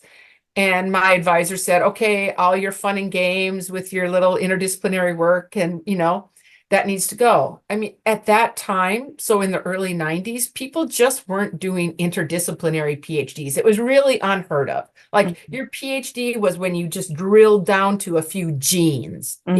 like you're working at edible beans, you need to pick like a certain portion of the genome and really drill down. It Hmm. wasn't about getting bigger and looking at the world. It was about looking closer. So I ended up quitting with a master's degree and saying, yeah, I mean, in retrospect, having funding that would have supported me all the way through a PhD, is a pretty nice deal. Um, and I just walked away from it with a master's degree. Again, so my undergraduate degree took me 7 years. My master's degree, which most people do in 2.5 years, took me 4 years, also because I was having a lot of fun. And so then I just left. I just left with my master's degree. I got a job at a place called Winrock International that was in Arkansas that did international agricultural development. And so I moved to Pettigene Mountain in Arkansas and worked for Winrock International. At that same time I was finishing grad school, a I met a very interesting man. His name was Mike Jorgensen. And he kind of ticked off all the things I was looking for in someone I'd be kind of attracted to. He was a Carhartt wearing, espresso drinking, newspaper reading Oh, yeah. guy that I met in St. Paul. And yeah, I fell in love with this uh farmer. He wasn't farming when I met him. He was working at the university when I met him. So I was in soil science. He was in agronomy department. Um, but he really ticked off a lot of the things that uh, I found attractive. And so then we started dating. I moved to Arkansas.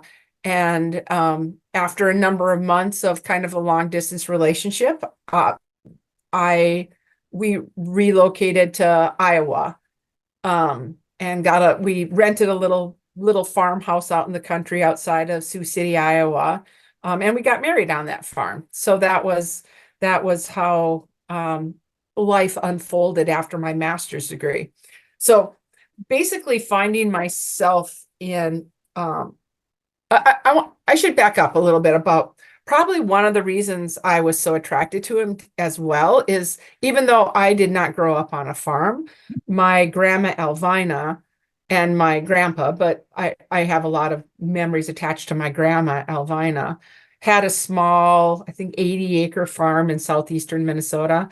And I always thought that that looked like such a good life. You know, she had strawberry bed and asparagus patch and chickens and pigs and cows. And, you know, I think it was a completely idealized romantic view of farming, you know, sleeping upstairs in the north bedroom there was no heat up there and you're just stacked with quilts. And, you know, it was just a very, I don't know, just what you picture a small family farm to be. That was what my grandma and grandpa's farm was. And I think that is what made dating someone who had that farm background in him partly Yeah. so Yeah. alluring to me Yeah. anyway. Yeah. Yeah. So Mike and I were in Iowa and we had a very delightful wedding right on the farm. We hired Hy-Vee grocery store to cater us with a hog roast. At the time, they were actually doing hog roast. Like they came to our farm, roasted a hog, Wow. and had our dinner in the machine shed, you know, with blue Perfect. tarps that were in the background. It was just a boatload of fun. Yeah. Wonderful it was a wonderful wedding. And and so since now I was kind of jobless and living in Iowa, I got invited to join a business incubator program that was the city of Sioux City was putting on, and they called it the Deming Business Center. And so I was invited to have office space and set up shop basically in this business center. And I started my first company, which was called Sustainability International. Uh, Mm.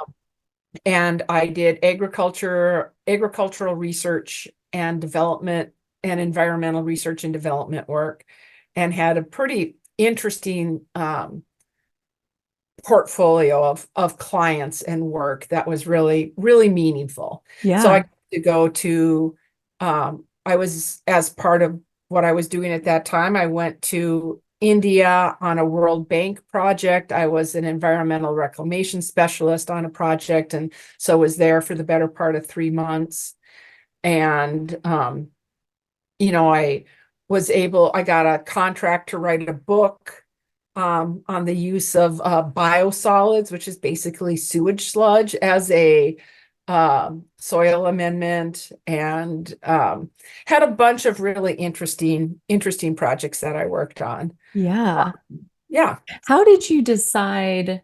I mean, it sounded like you just didn't want to be long distance with your honey bunny anymore, but was there more to it as far as leaving Arkansas and moving to Iowa without a job? No, you know, now that I'm the age I am and have 3 kids, you know, 2 in college, um, it's kind of amazing to think how I just was so unmotivated. Windrock International offered me a very interesting job. So as the job I was working on was wrapping up, they offered me another full-time position. And I was just like, yeah, that's really nice, but I don't think so, you know, but with no job in hand. I Yeah. mean, so like in 2020 hindsight, I'm kind of surprised how adventurous and kind of I guess I wasn't really motivated by security. Well, that's probably it. I wasn't really motivated by security. Yeah. Um, so yeah. So what was the question again? What made that? How did I make that decision? to Yeah, just to leave. with Yeah, no job and to relocate, and like it just sounded like your priorities were, you know, that this relationship is worth it and yeah. there's a future here. And Mhm. so, I mean, no, not financial security, but relationship security, kind of. Yeah, And so our priorities, they change as we go, yeah. but Yeah, I mean, it's I definitely think that was a part of it. Yeah, it was a part of it. And even while I was in Arkansas too, I put an ad in the Sioux City newspaper. It said like professional couples seek home in country. And that's how we found that farmhouse out in on the edge of Sioux Falls, you know. So yeah, I think I was always interested in, you know, seeing seeing what else life had to offer. And it seemed yeah, like a beautiful adventure to move to a farmhouse in yeah. the Luss Hills. Have you seen the Luss Hills in Iowa? Mm-mm. The Luss Hills that are in that part of the state and that southwestern corner of Iowa. I mean, they're really lovely, beautiful hills that like they're the subject of like Grant Wood's paintings. They're just so beautiful. And so our little farmhouse was right in those hills, and it was very, very lovely. Oh, So yeah, no, I think that I was drawn towards that image of life. yeah, yeah. Well, and then my other question, as you got established and starting that first business, was there like how did you know to start that business, Sustainability International, I think you said. Mm-hmm. Yeah. Was there a specific project that was kind of one of the first that like, oh, that, and then kind of make a company around it, and then other stuff came along, or like how did that part unfold? Yeah. So that's a really, really good point. So kind of getting back to my, when we talked the first time about always like making your way in the world and, like being able to like not depend on the job, but, have other ways of like earning income for one Hmm. thing. But yes, so my husband then was working for a company out of Sioux City called Enviro. And it was a company that used lime kiln dust to stabilize manure and sewage sludge, and which are called biosolids now. There's the solids that come out of the sewage treatment system. And they needed a soil scientist, and they were really good about like they tried to coach me on how to set up a consulting business. They were like, so consultants generally charge between 25 and $75 an hour. What would you like to get paid? And being a naive Minnesotan, I was like, I'll take 25, Yeah. They were like really trying to coach me, like, you've got a master's degree in soil science. We need a soil scientist. Like you can ask for, money, but I wasn't very good at it. I mean, it was all learning experience. So they were my first client when I started my business. So it was Okay. Mike's company. And I actually, just that same strategy, I said, you have a product that it can reduce climate change because it keeps carbon out of the atmosphere. It could be a soil amendment. We can sequester that carbon in the soil. We should see if we could use what you're producing to like do native prairie restoration, because then you're getting habitat, climate benefits, and you're dealing with something that would otherwise be a waste. So it's like there's a win-win. And Hmm. I said, if you hire me, we can go. Minnesota has a program called the Legislative Citizen Commission on Minnesota Resources. They fund ideas. I Hmm. said, I think we should approach that commission and see if they'd be interested in investing in this. And they were, and they did. And I landed the project. And then I'd written the grant, but then I'd also, with their permission and at their urging, written myself in as the project manager for that project. So that's that, have an idea, find a resource, how is this going to be a win-win? Yeah. And then I was hired to manage that project. Yeah. So that was my first client um, with my company, Sustainability International. Yeah. And how long did you do that company? Like how many years worth of projects did you do? So that company, I ran it for probably about 2.5 years. And then I actually sold it to a environmental engineering firm. So I was approached by a engineering firm, and it was an environmental engineering firm that was looking to have like a green unit. Like they did things like, like environmental engineering, like they would do air quality work, like, checking systems and testing and water quality, but they wanted something a little more, that was, a little more, I'll just say green. They wanted more of a green division. And so they bought my company, Sustainability International, and then hired me to come on to that engineering firm as a quote unquote principal in the company. Um, and that was a really interesting experience going from um,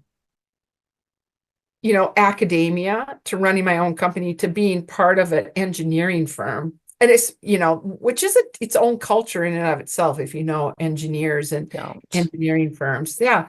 I mean, it's a very technical, culture. It's not a, Sure.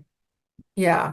And so I stayed with that engineering firm for, I think, just under a year and a half. And then I started my next company. So I left the engineering firm and started my next company, which is called Environmental Ground Inc. Um, and so basically ran that company then. And it's still open. I still have that company open, and I still occasionally do consulting work under that umbrella, not, but just as a, you know,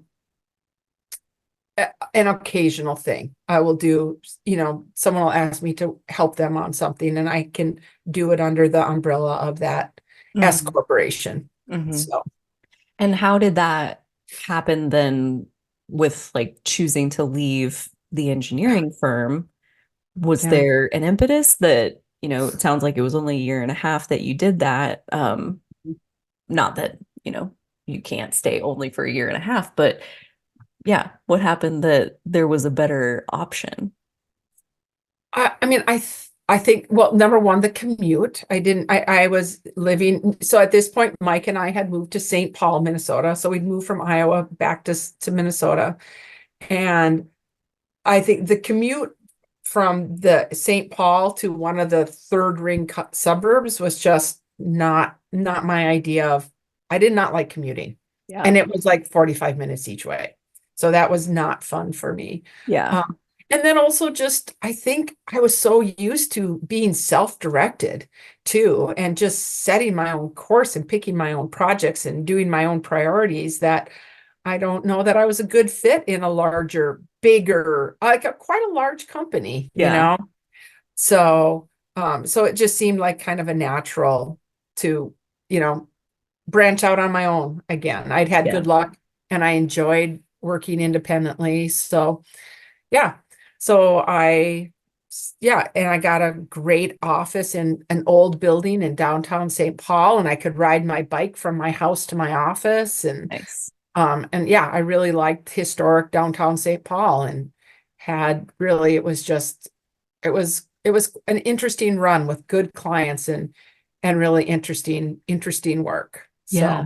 So Did you have like kind of like how the first business started where you had your first client? Like, was that already ready to go and that facilitated the timing, or was it another like leap first and the business kind of formed on the way down?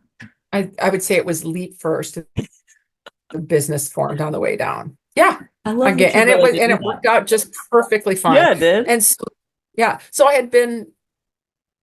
I leaped out of the engineering firm, started my own company, got this great office in downtown St. Paul, hired a couple staff because there was enough work for a few of us. Mhm. And uh, I landed another grant working with the Minnesota Association of Watershed Districts. And and that was just like I talked about with my master's degree, like really being interested in interdisciplinary work. Like it's not Hmm. just enough to say, I'm installing this device, how will it impact water quality? And so I worked with the watershed districts to look at how basically community driven watershed water quality work, how that was impactful in improving water quality. So it was a really big, like 2.5 year, 3 year project to look at how, we've got watershed districts across the state of Minnesota that are charged not only with the quantity of water, but the quality of water that's on the landscape. And Hmm. I really focused on is having community-led water quality work, does it really result on the ground improvements in water quality? So that was the question I asked Hmm. with that grant proposal, which was Hmm. funded by both the McKnight Foundation in the Twin Cities and also the Legislative Citizen Commission on Minnesota Resources. They both stepped up to fund that work. Um, and we did a survey, we did field visits to every watershed district. We looked at what they were implementing, and there's 81 of them. So it was like, I mean, it was a Yeah. big statewide undertaking. Um, and then at the same time, the University of Minnesota actually instituted the first ever anywhere, I think nationally, it was the first interdisciplinary PhD program, which is what I've been waiting for, Right. all my academic life, is because that was how I actually did my own my own brain work, my own academic and scholarly interests were really not doing science in isolation, but doing it in the context of community and society. Yeah. And so I applied to that PhD program. I was accepted, and I used all the data that I collected with that LCCMR and McKnight Foundation project to use that as my PhD thesis research. So again, it was kind of it was a win-win-win situation. Um, and so yeah, so then I was able to get my PhD in about, you know, 3 years time. So I'm just going to reiterate the trajectory. Yeah. 7 years to get my undergraduate degree, 4 years to get my master's degree, 3 years to get my PhD. So I was getting better at this as it went. Yeah. Efficient. Yeah, Yeah. I figured it out. I finally Well, figured it out. and if you tack in the part where you were getting paid on the other project to collect the data and like do all the legwork, that sounds like it Mhm. just kind of paved the way for you to do your Yeah, PhD thesis, like yeah. probably closer to regular time, but still, I like No, immersion. there was overlap there. Yeah. So Yeah. it was really, yeah. And then I started having babies. So while I'm writing my PhD thesis, um, I had my first daughter, my first child, Alma. And then, yes, so over the next 4.5 years, I had four babies. So that was really like, I went from like intense academia and work to like intense, you know, parenthood. Yeah. So, What so what that was was that very, transition like? I mean, talk about night and day difference, I would imagine, but yeah. So I was really driven. I mean, I don't know, maybe it was the 90s. Maybe we were all insane. Maybe we were all like type A or uh, workaholics or whatever. But uh-huh. I'm working full time, doing my PhD full time. And my idea was I was pregnant. Like I was going to get everything done. I was going to get my dissertation. I was going to get my preliminary exams done, my written, my orals. I was going to get it all done, before the baby was born, as well as, at the same time, one of my other clients was the University of Minnesota, and we were doing the generic environmental impact statement on animal agriculture for the entire state of Minnesota. I was working with 110 faculty. We wrote a 1,700-page report to the Minnesota legislature on the impact of animal agriculture on our state. And so I'm writing the 1,700-page report. I'm doing my PhD. I'm dissertation, exams. And it was July, and I literally physically went to the state and turned in the 1,700-page report. And then that weekend we went to go visit my folks. And I was like, I'm having this strange feeling like every like 5 minutes. And I was only 6 months pregnant, so I wasn't that far along. And we came back and we went to one of these like birthing classes. And afterwards, I was like, I'm having these strange like feelings, like my stomach is tight, every 4.5 minutes. And they were like, get to the hospital, get to the Mhm. hospital immediately. And I was in preterm labor.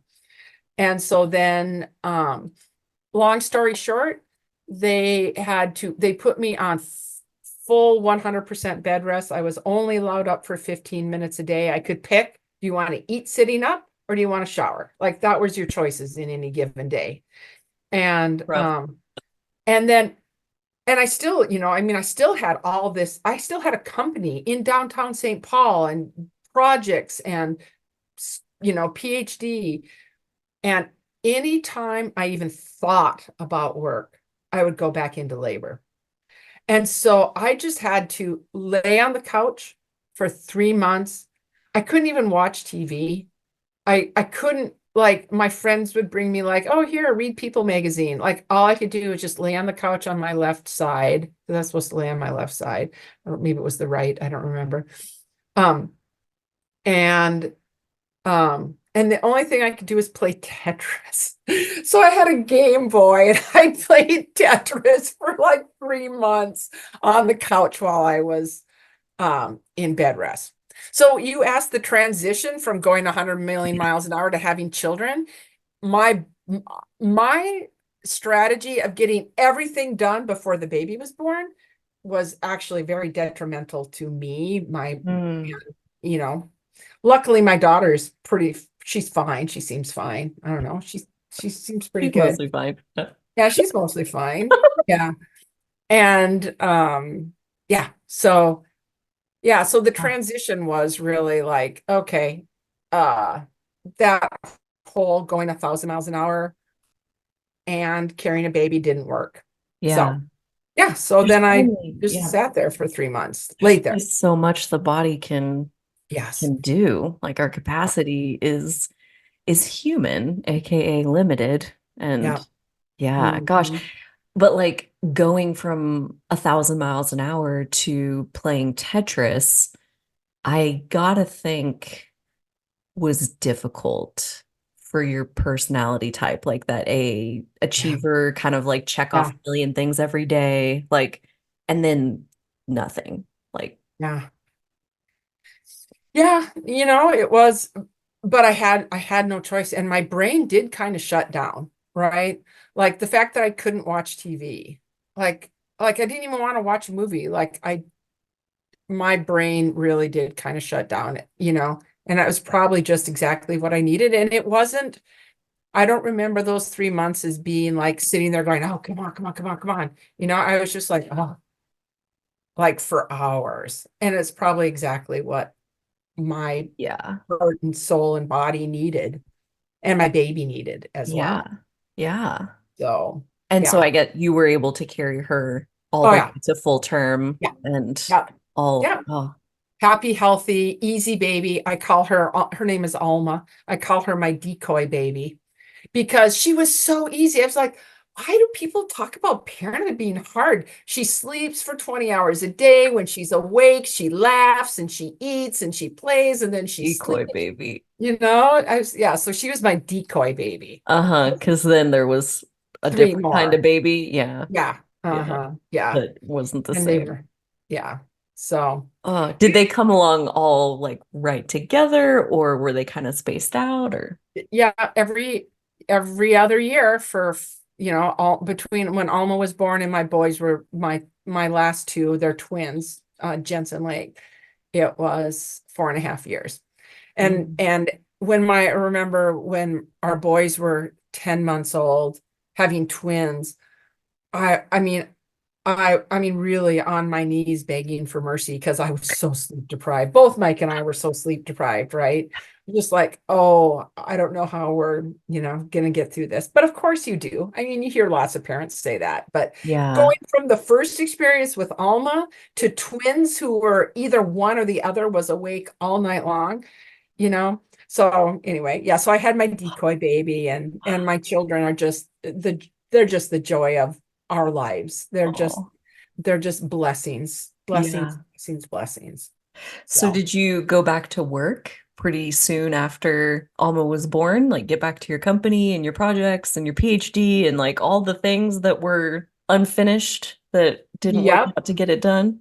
So I had received a Bush Leadership Fellowship from the Bush Foundation to do this work on I was actually at that point even looking at the human right to water, like access to water is a human right. And so the Bush Foundation gave me actually like an 18-month fellowship that covered that last part of my dissertation work. And Mike, my husband Mike, and I and Alma actually went to Australia and looked at some water.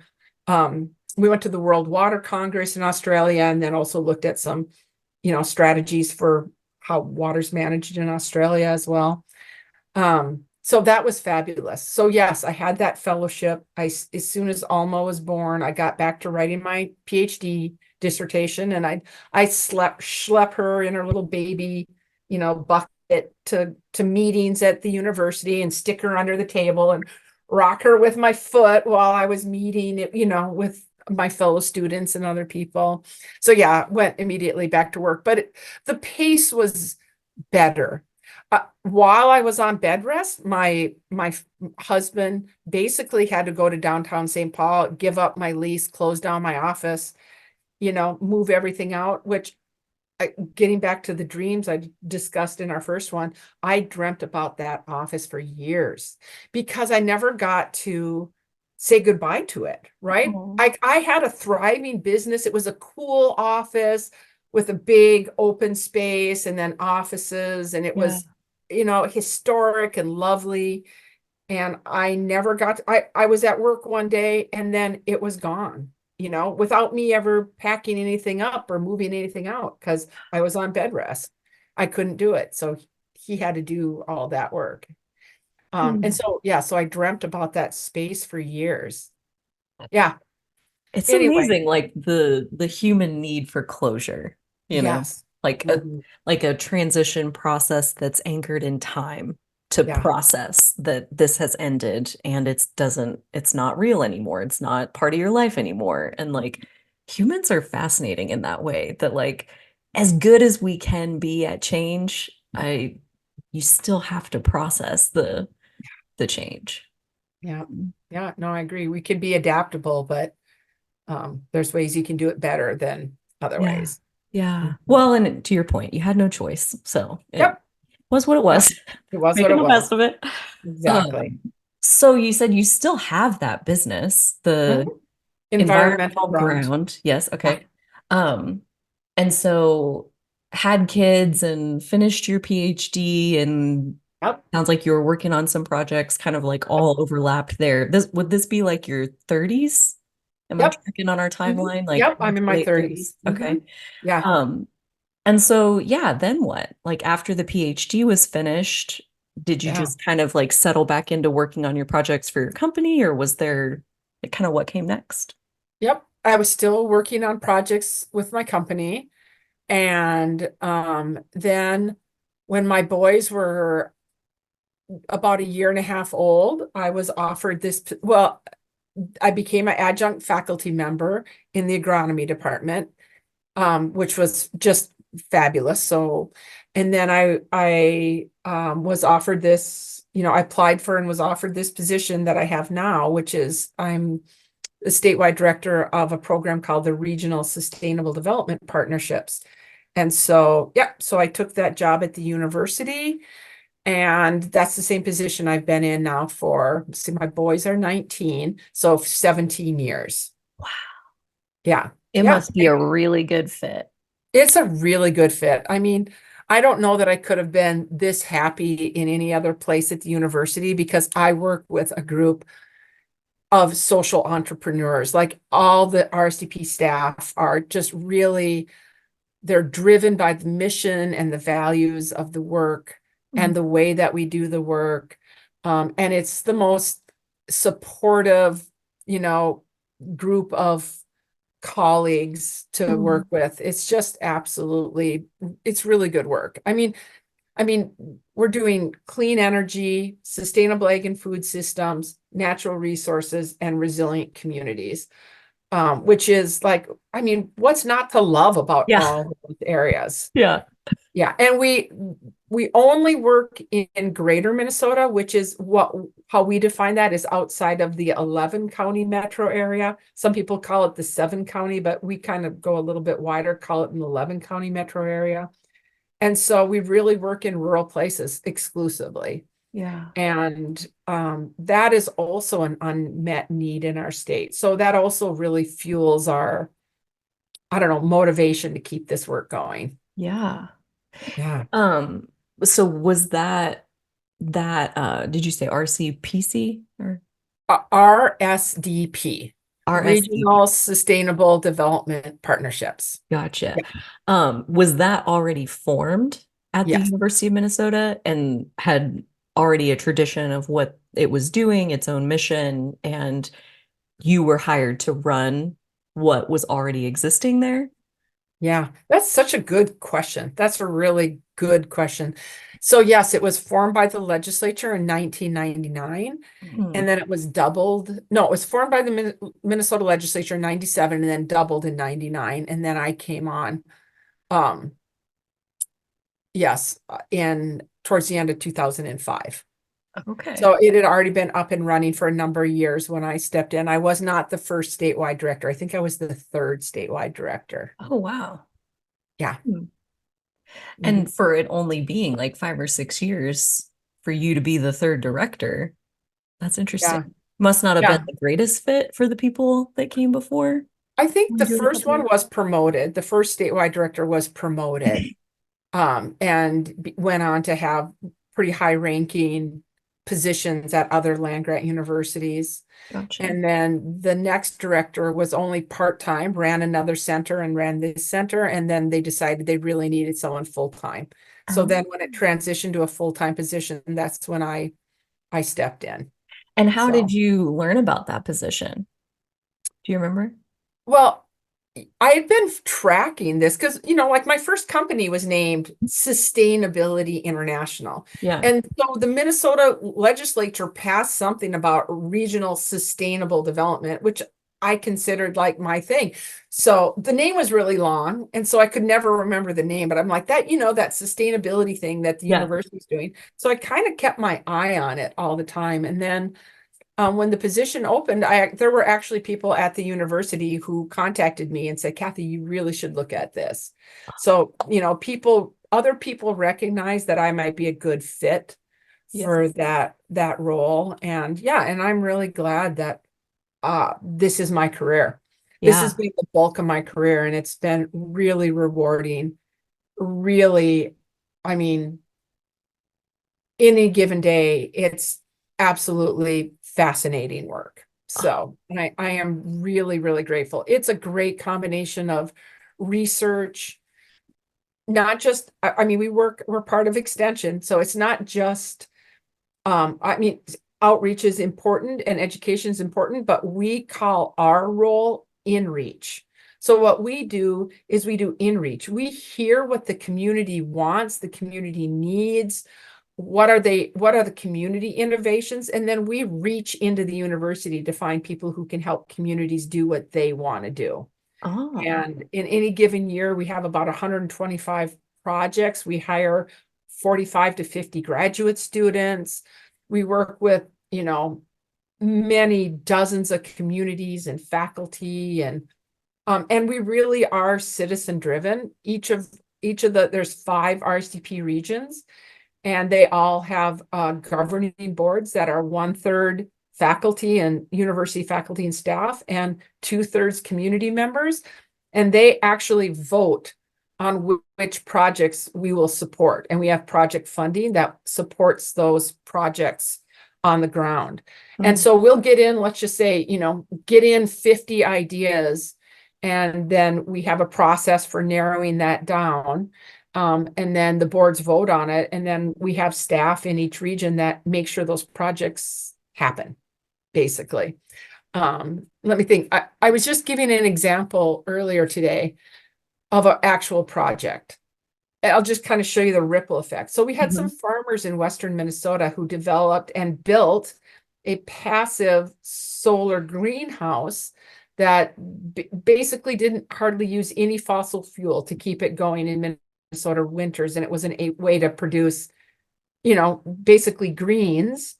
And then they formed a winter community supported agriculture so people could buy shares of what they were growing in their winter greenhouse, deep winter greenhouse. They were getting so many inquiries about what they were doing and how they were doing it that they approached us and asked if we could help them write a book so that they could get this out there. And so we did. We worked with them, published a book on, I have a whole bunch of them over here on my bookshelf. But basically Northland winter production. And then from there, we brought on the College of Design, and we received funding from, again, the Bush Foundation, as well as a consortium of agriculture lending banks, as well as internal university support. And we drew up blueprints, and those are actually publicly available. If anybody's interested, we have deep winter greenhouse blueprints available at rsdp.umn.edu. You can just go and click the construction materials, the blueprints for 2 different size greenhouses. We've got like a household size and a farm scale commercial size. So depending on what your needs are. And so then we started doing research. We hooked up with the horticulture department. We experimented with, can you grow strawberries? Can you grow tomatoes? And we work with the College of Design. We're testing right now different insulation that you could use on the glazing, the glass at night. And the Minnesota legislature in 2023 actually allocated funding, and we are currently doing a call for farmers who would like to build a deep winter greenhouse. We have a new design. It's our farm scale. So any farmer who'd like to potentially build one with support from College of Design, my program, the RSDPs, they can put their name in, and we're going to build 5 of these around the state on farm. And then we'll be testing them. We'll be doing research. There are going to be a lot of instruments and, sensors so that we can monitor the heat and, fluctuations, as well as other parameters, so that we can learn, and then we can revise our designs yet again, which is the role of a land grant university, is to do research. So that's just one example of how an idea came from 2 small farmers in Western Minnesota, and now we're helping to define and build out and research and disseminate this production method throughout the state. So that's one project. And you said like 125 projects a year. Yep. Mm-hmm. Yeah. So like how many, I know you said you hire like 50 or 60 grad students. How big is the staff overall if you do that many projects? It's really small. We're a really lean team. Up until now, we've basically had 1 full-time staff people in each of those 5 regions. And they basically work with their boards and their work groups and manage that project portfolio. So they're not going to be the people who are collecting data off of sensors, but they're going to be the people working with a grad student in the engineering department who's collecting the data and writing up, like what's working in this deep winter greenhouse and where we see things. So they basically hold the project between the community and the university. They don't do the project. So it's up until now, it's been 1 full-time person, but we also received some support from the Minnesota legislature this last session. And that's allowing us to actually hire an additional person in each region, because our portfolio of projects is really increasing. And so we needed one more person to support the work at the regional level. So Wow. now we'll have two full-time people, but then we also have clean energy resource team staff. And we have one full-time person in each region there as well. And they just work with our portfolio of clean energy projects, Mhm. which we just approved 45 new projects in that area of work. And, that's a really wide range of projects as well, but all centered on clean energy.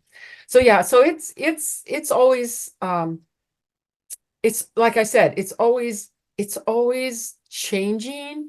And what I've learned is you never have to worry about what's going to be the next big thing. Like you don't have to be like, oh, how do we stay ahead of the curve? All we need to do is just wait to hear what the community has to bring forward. Mm. So when thinking about these 100 projects that you have every year, like does the money for supporting these projects come from grants that you guys are writing, or is there like a allocated budget from, I mean, I know you said you got support from the legislature, so I'm assuming that something like that works like Mm-hmm. they allocate a certain amount of money for a certain number of years kind of thing, but Yeah. So, luckily the funding that established this program is recurring. And so our core funding is it's recurring support from the Minnesota legislature through a fund called the Agriculture State Special. And then we augment that with grants. So like this work we do with deep winter greenhouses, we've had USDA support.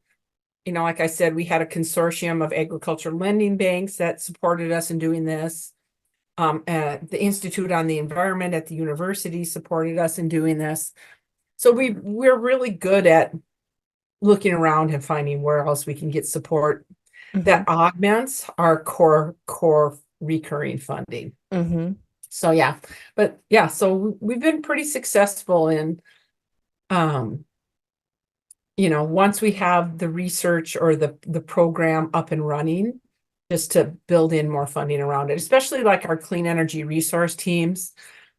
We do have also recurring state funding to do Yeah. that work, as well as other foundations. Because, you know, what's unique about what we do with clean energy is it's really kind of community driven clean energy so that people can kind of start having more say in what the clean energy transition looks like in their communities. So, yeah, Meaning so what? meaning what? That means in this case, we have work groups in each of our 5 regions that could be like people from utilities, people who are really interested in community solar gardens and rural electric co-ops and other people who are all getting together and talking about like, we really do not have enough EV chargers. Like, what do we need to do to get more EV chargers in our region? Or a rural electric co-op that's like, we need to have an EV charging policy. Like, what are the policies out there that rural electric co-ops can have? Which ideally is you're charging your vehicles at night, when there's less of demand on the electrical load. Um, you know, so that's an example, like Hmm. bringing people together so that they can identify what's needed in their area and how they could work together and work with us to make those things happen. Yeah. Yeah. Gosh, I feel like most of what we have talked about here on this episode are things that I have like never in my entire life thought about even one time. So like thrown a lot at me that like there's a whole Wow. world over there that yeah, it's just awesome. Awesome Yeah. work. And awesome that like I hear you bringing so many people together and I love what you said about like we don't really have to stay on the leading edge of the curve. Like you just wait and see what the community needs.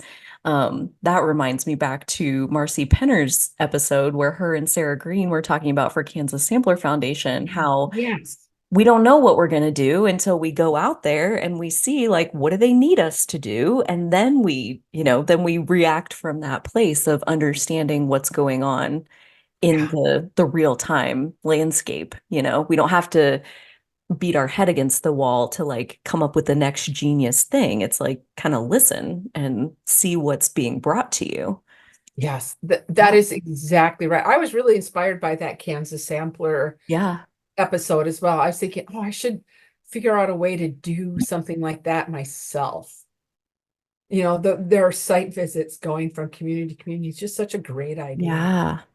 Yeah. Well, and they're still chipping away at it. We're Yeah. gonna check back in with them when they've made a little bit more progress and see what they've learned so far. But like even just, I think they have maybe 60 or 70 communities done.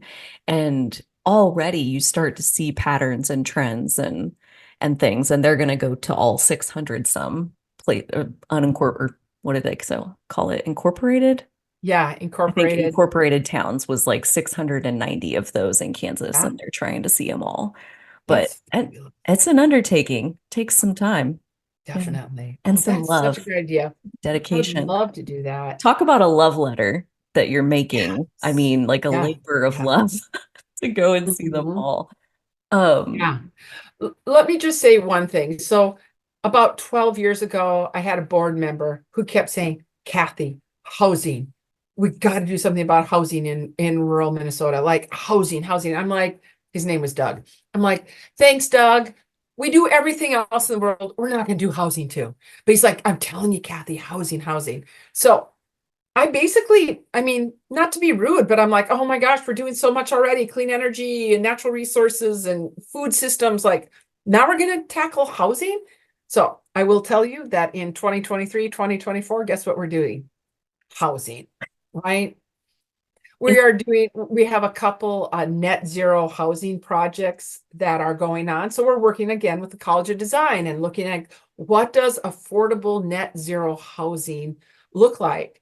And from it looks like, the work that we've done, it's getting support and it's going to be, there's going to be, buildings built.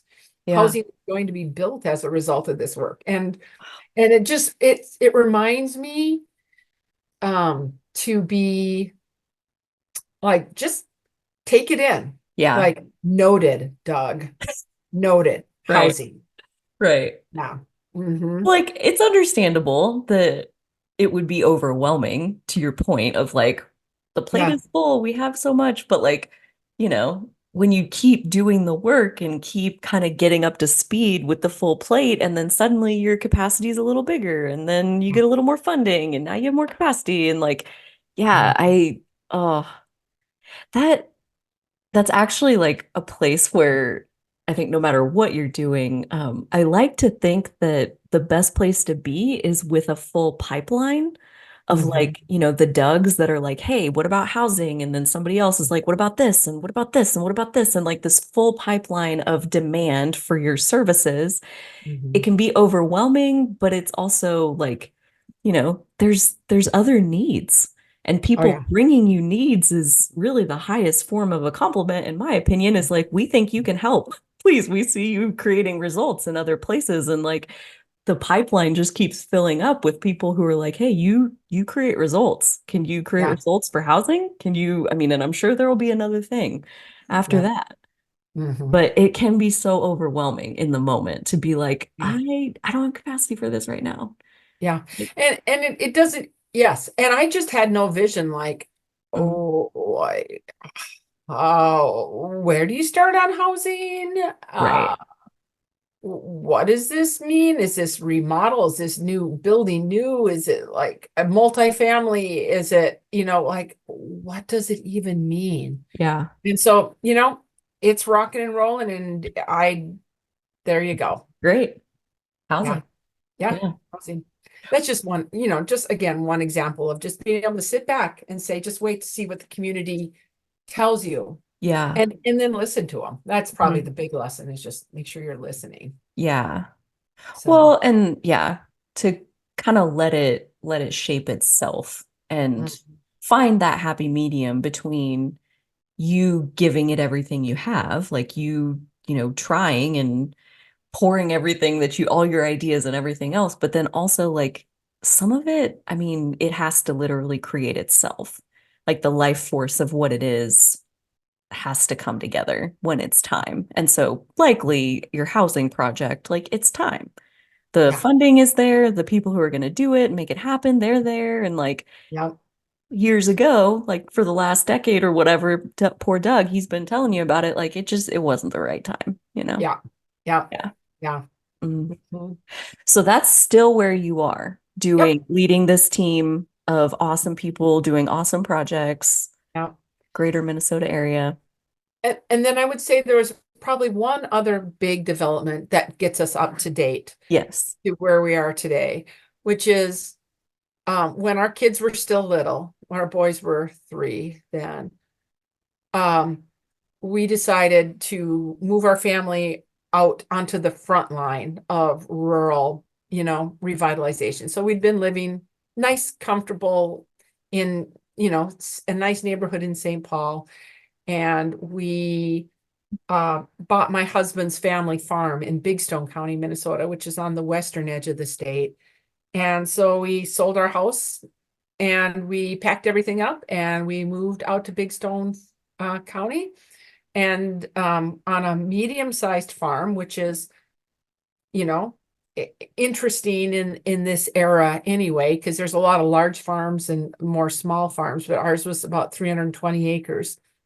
And so then we started doing rotational grazing, grass-fed beef, and organic crops like edible beans, which I was just enchanted with anyway, because of just I have an attachment to beans. Uh-huh. And you know, barley and some other crops. So we've really used this farm, and I'm sitting on the farm right now. I'm looking out from literally from my office window. I can see out on the prairie, for miles and miles. Really, I can see for miles. And this is our kind of our, I guess, living experiment in both like being part of a rural community and being part of helping make rural communities thriving, good places to live. It was a fabulous place to raise our kids. I'm looking up there, we installed a 10 kW wind turbine that powers our farm. So we really got to put into place, the sustainable food systems, the clean energy, the resilient rural communities, the natural resources. We restored a wetland on our farm as well. So really studying these things and working with communities from a scholarly, academic, in-reach, outreach, university kind of way, but then having this on the ground living laboratory where we could put the things that we were looking at into practice as well. And so I Yeah. would say that this farm has just been, um, really an important part of my life and my family. And, the first time I ever lived on a farm was when I bought a farm with my husband. So Yeah. it's just been, I would say that's probably the other important part in my own journey is, is being able to farm with, with my husband. So, What and do our kids. Yeah. What do you think, um, what do you think is the main thing or a couple of the main things that that lived experience really drove home for you that if you hadn't had the lived experience to back it up, that you might not have really gotten it the same way? It's just so many, like, just so many learnings, so much to learn, like so many just little things, even. Like the reason I care about rural grocery stores is I've been doing local foods forever, like when we lived in St. Paul. And then when I moved out here, I'd go to the grocery store and I'll be quite honest, kind of turn my nose up like that produce, like where's the organic milk, you know, that kind of thing. Oh, yeah. Because it's a small town, 400 Yeah. people out on in a rural, really remote county out on the prairie. Yeah. And And so the first few months I lived here, I would take coolers back to the cities with me and I would stock up with groceries in St. Paul because I was like, I'm not sure I want my family to eat that food in that small town grocery store, you know? And then I just decided like local food. That means being able to get it locally. And Mm. I just said, that's it. I'm going to work with this grocer and I'm going to figure out how I get the food I want my family to eat from this store. Yeah. And and so that started my love affair with rural grocery stores and getting to know our Main Street grocer, Bonnie Carlson, and then literally like following the wholesale trucks to figure out how this was working. And then I went and met the wholesalers, and then just the lived experience of being part of that rural community and understanding how it works. I would take pictures, I'd write articles for the newspaper, and just really learning about the food supply in a remote and rural place. Yeah. It's invaluable. People, I don't think, unless you um I don't think people in St. Paul would have any, concept of that. So to this day, we order organic milk. We get organic milk through the grocery store in Clinton, Minnesota. And now Bonnie, our grocer, she's like, I text her when I need another case of milk and she buys it by the case. And uh the commitment is like we have to buy it Right. because there's very few other people in town who are going to buy organic milk because Right. it's more expensive. Um, And so, so we have a compact with the grocer Yeah. to buy those things. And also when we had a larger chicken operation and we had eggs, like I worked with Bonnie, we set up a consignment system to sell our eggs in the grocery store. And there were a lot of like, is it legal? What does it take to be legal? Like working through everything it needs to sell farm eggs in a grocery store. And we did it. Um, and Bonnie was like, really, eggs are like at that time, like 99 cents a dozen. She's like, I don't think people will pay 3.75 a dozen for your eggs. And I'm like, well, let's just put them on the shelf on consignment. If they sell, great. If they don't, I'll take them back home. Yeah. Um, and then it got to be to a point where people would call in and say, are you getting the farm eggs today? And they would plan trips to the store around picking up The farm fresh expensive eggs. eggs, the Yeah. expensive eggs. Yeah. So, so it was kind of a learning experience all around for all of us. Yeah. But So, you're so yeah, right though that like until you have to live and depend on the teeny tiny little grocery store, like it's really hard to understand the limitations that they're facing. Or like, where's the organic milk? It's like, dude, number one, you got to buy a whole case. And if you're the only one that wants that, like that was something that we ran into when we first opened the grocery store in Holton was a lot of people wanting, well, not technically a lot, but like several people wanting like, organic carrots or organic berries or whatever it is. And it's like, it's a 30-pound case. Do you want 30 pounds of organic carrots? And they're like, no, I want 1 pound bag. And I'm like, okay, well, that's a problem then, because I gotta buy 30 pounds and you're the only one that wants these. And so having a small population to sell to, it yeah, makes it that much more important that like you buy what the community is going to buy from you. that's right. And you don't Yep, get too crazy and experimental in, do they want goat cheese? Do they want organic this? Do they want like fancy that? No, they don't. And now you're out the money for the case and nobody bought it from you. So right. playing it safe, I mean, the smaller the grocery store, the more it has to be like the staples that you know for a fact. Somebody's going to come in here and take that out. Yeah. Yeah. Hmm. Yeah. And so there was a lot of lessons learned. So, I think it was kale. So there was another customer in town who wanted like organic kale. And so Bonnie was buying it. But when she put it in that open produce case, it would Hmm. just wilt. So Hmm. she was keeping it in the back, in the closed door Hmm. refrigerator, the storage refrigerator in the back. but then no one could see it. It was like a catch-22. Yeah. So, so this is how living in a rural place can inform University of Minnesota research. So we were like, what's the problem? She's like, I don't know how you put kale in an open produce case and keep it from wilting in hours. Yeah. And so we went and worked with a faculty member in horticulture, and we created a produce handling um, sheet. Uh-huh. So every single thing, so they could see, like, this is what you do with garlic, tomatoes, apples, kale, grapes, Yeah. like we had it and we laminated it with a magnet that you could put right on your produce case so that you could see, like kale, squirt it, 3 times a day, keep it at this temperature, that type of thing. Yeah. So that small town grocers who do not have a produce manager, there's no Right. produce manager. Right. These small stores, there's like literally probably just one full-time employee, Mm-hmm. the owner and the Yeah. owner's family, Yeah. right? And so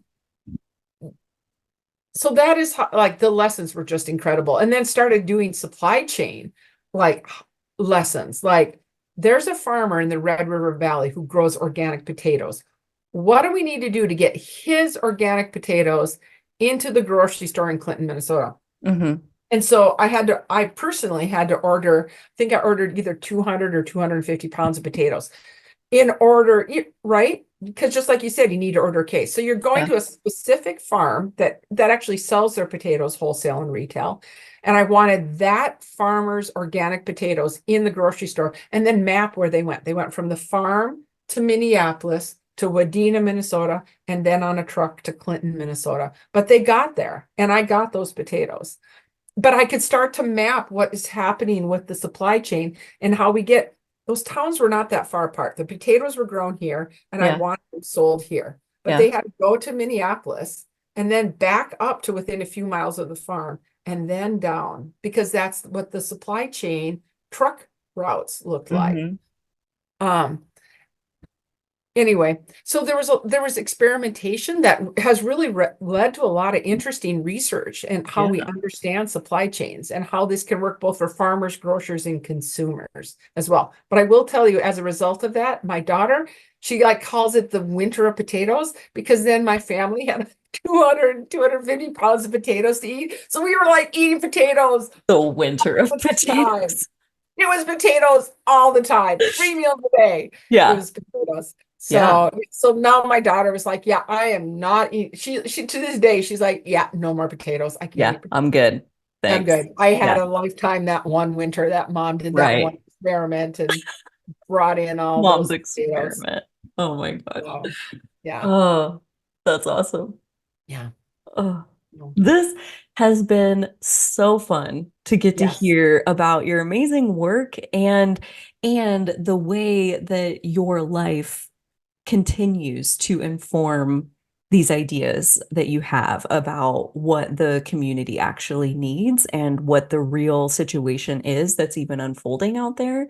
Mhm. Um, I don't know if a lot of people are like that, where they're doing research at the university level and living it so personally.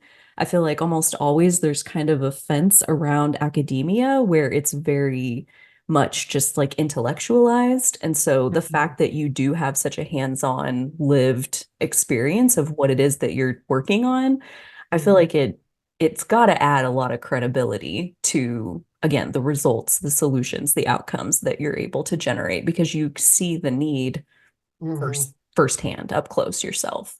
Yeah. Yep. And my staff who all live and work in their regions and well and are Yeah. really embedded in part of those communities so that they also just have that lived experience, which Yeah. is one of the beauties of extension.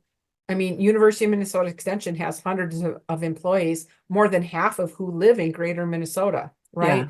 And who are based in greater Minnesota and work in greater Minnesota. Mhm. So Mhm. that is the beauty of extension as well. Yeah. Never really thought about that, but you are absolutely right. Yeah. Awesome. Kathy, thank you so much for taking Thank you, time Carly.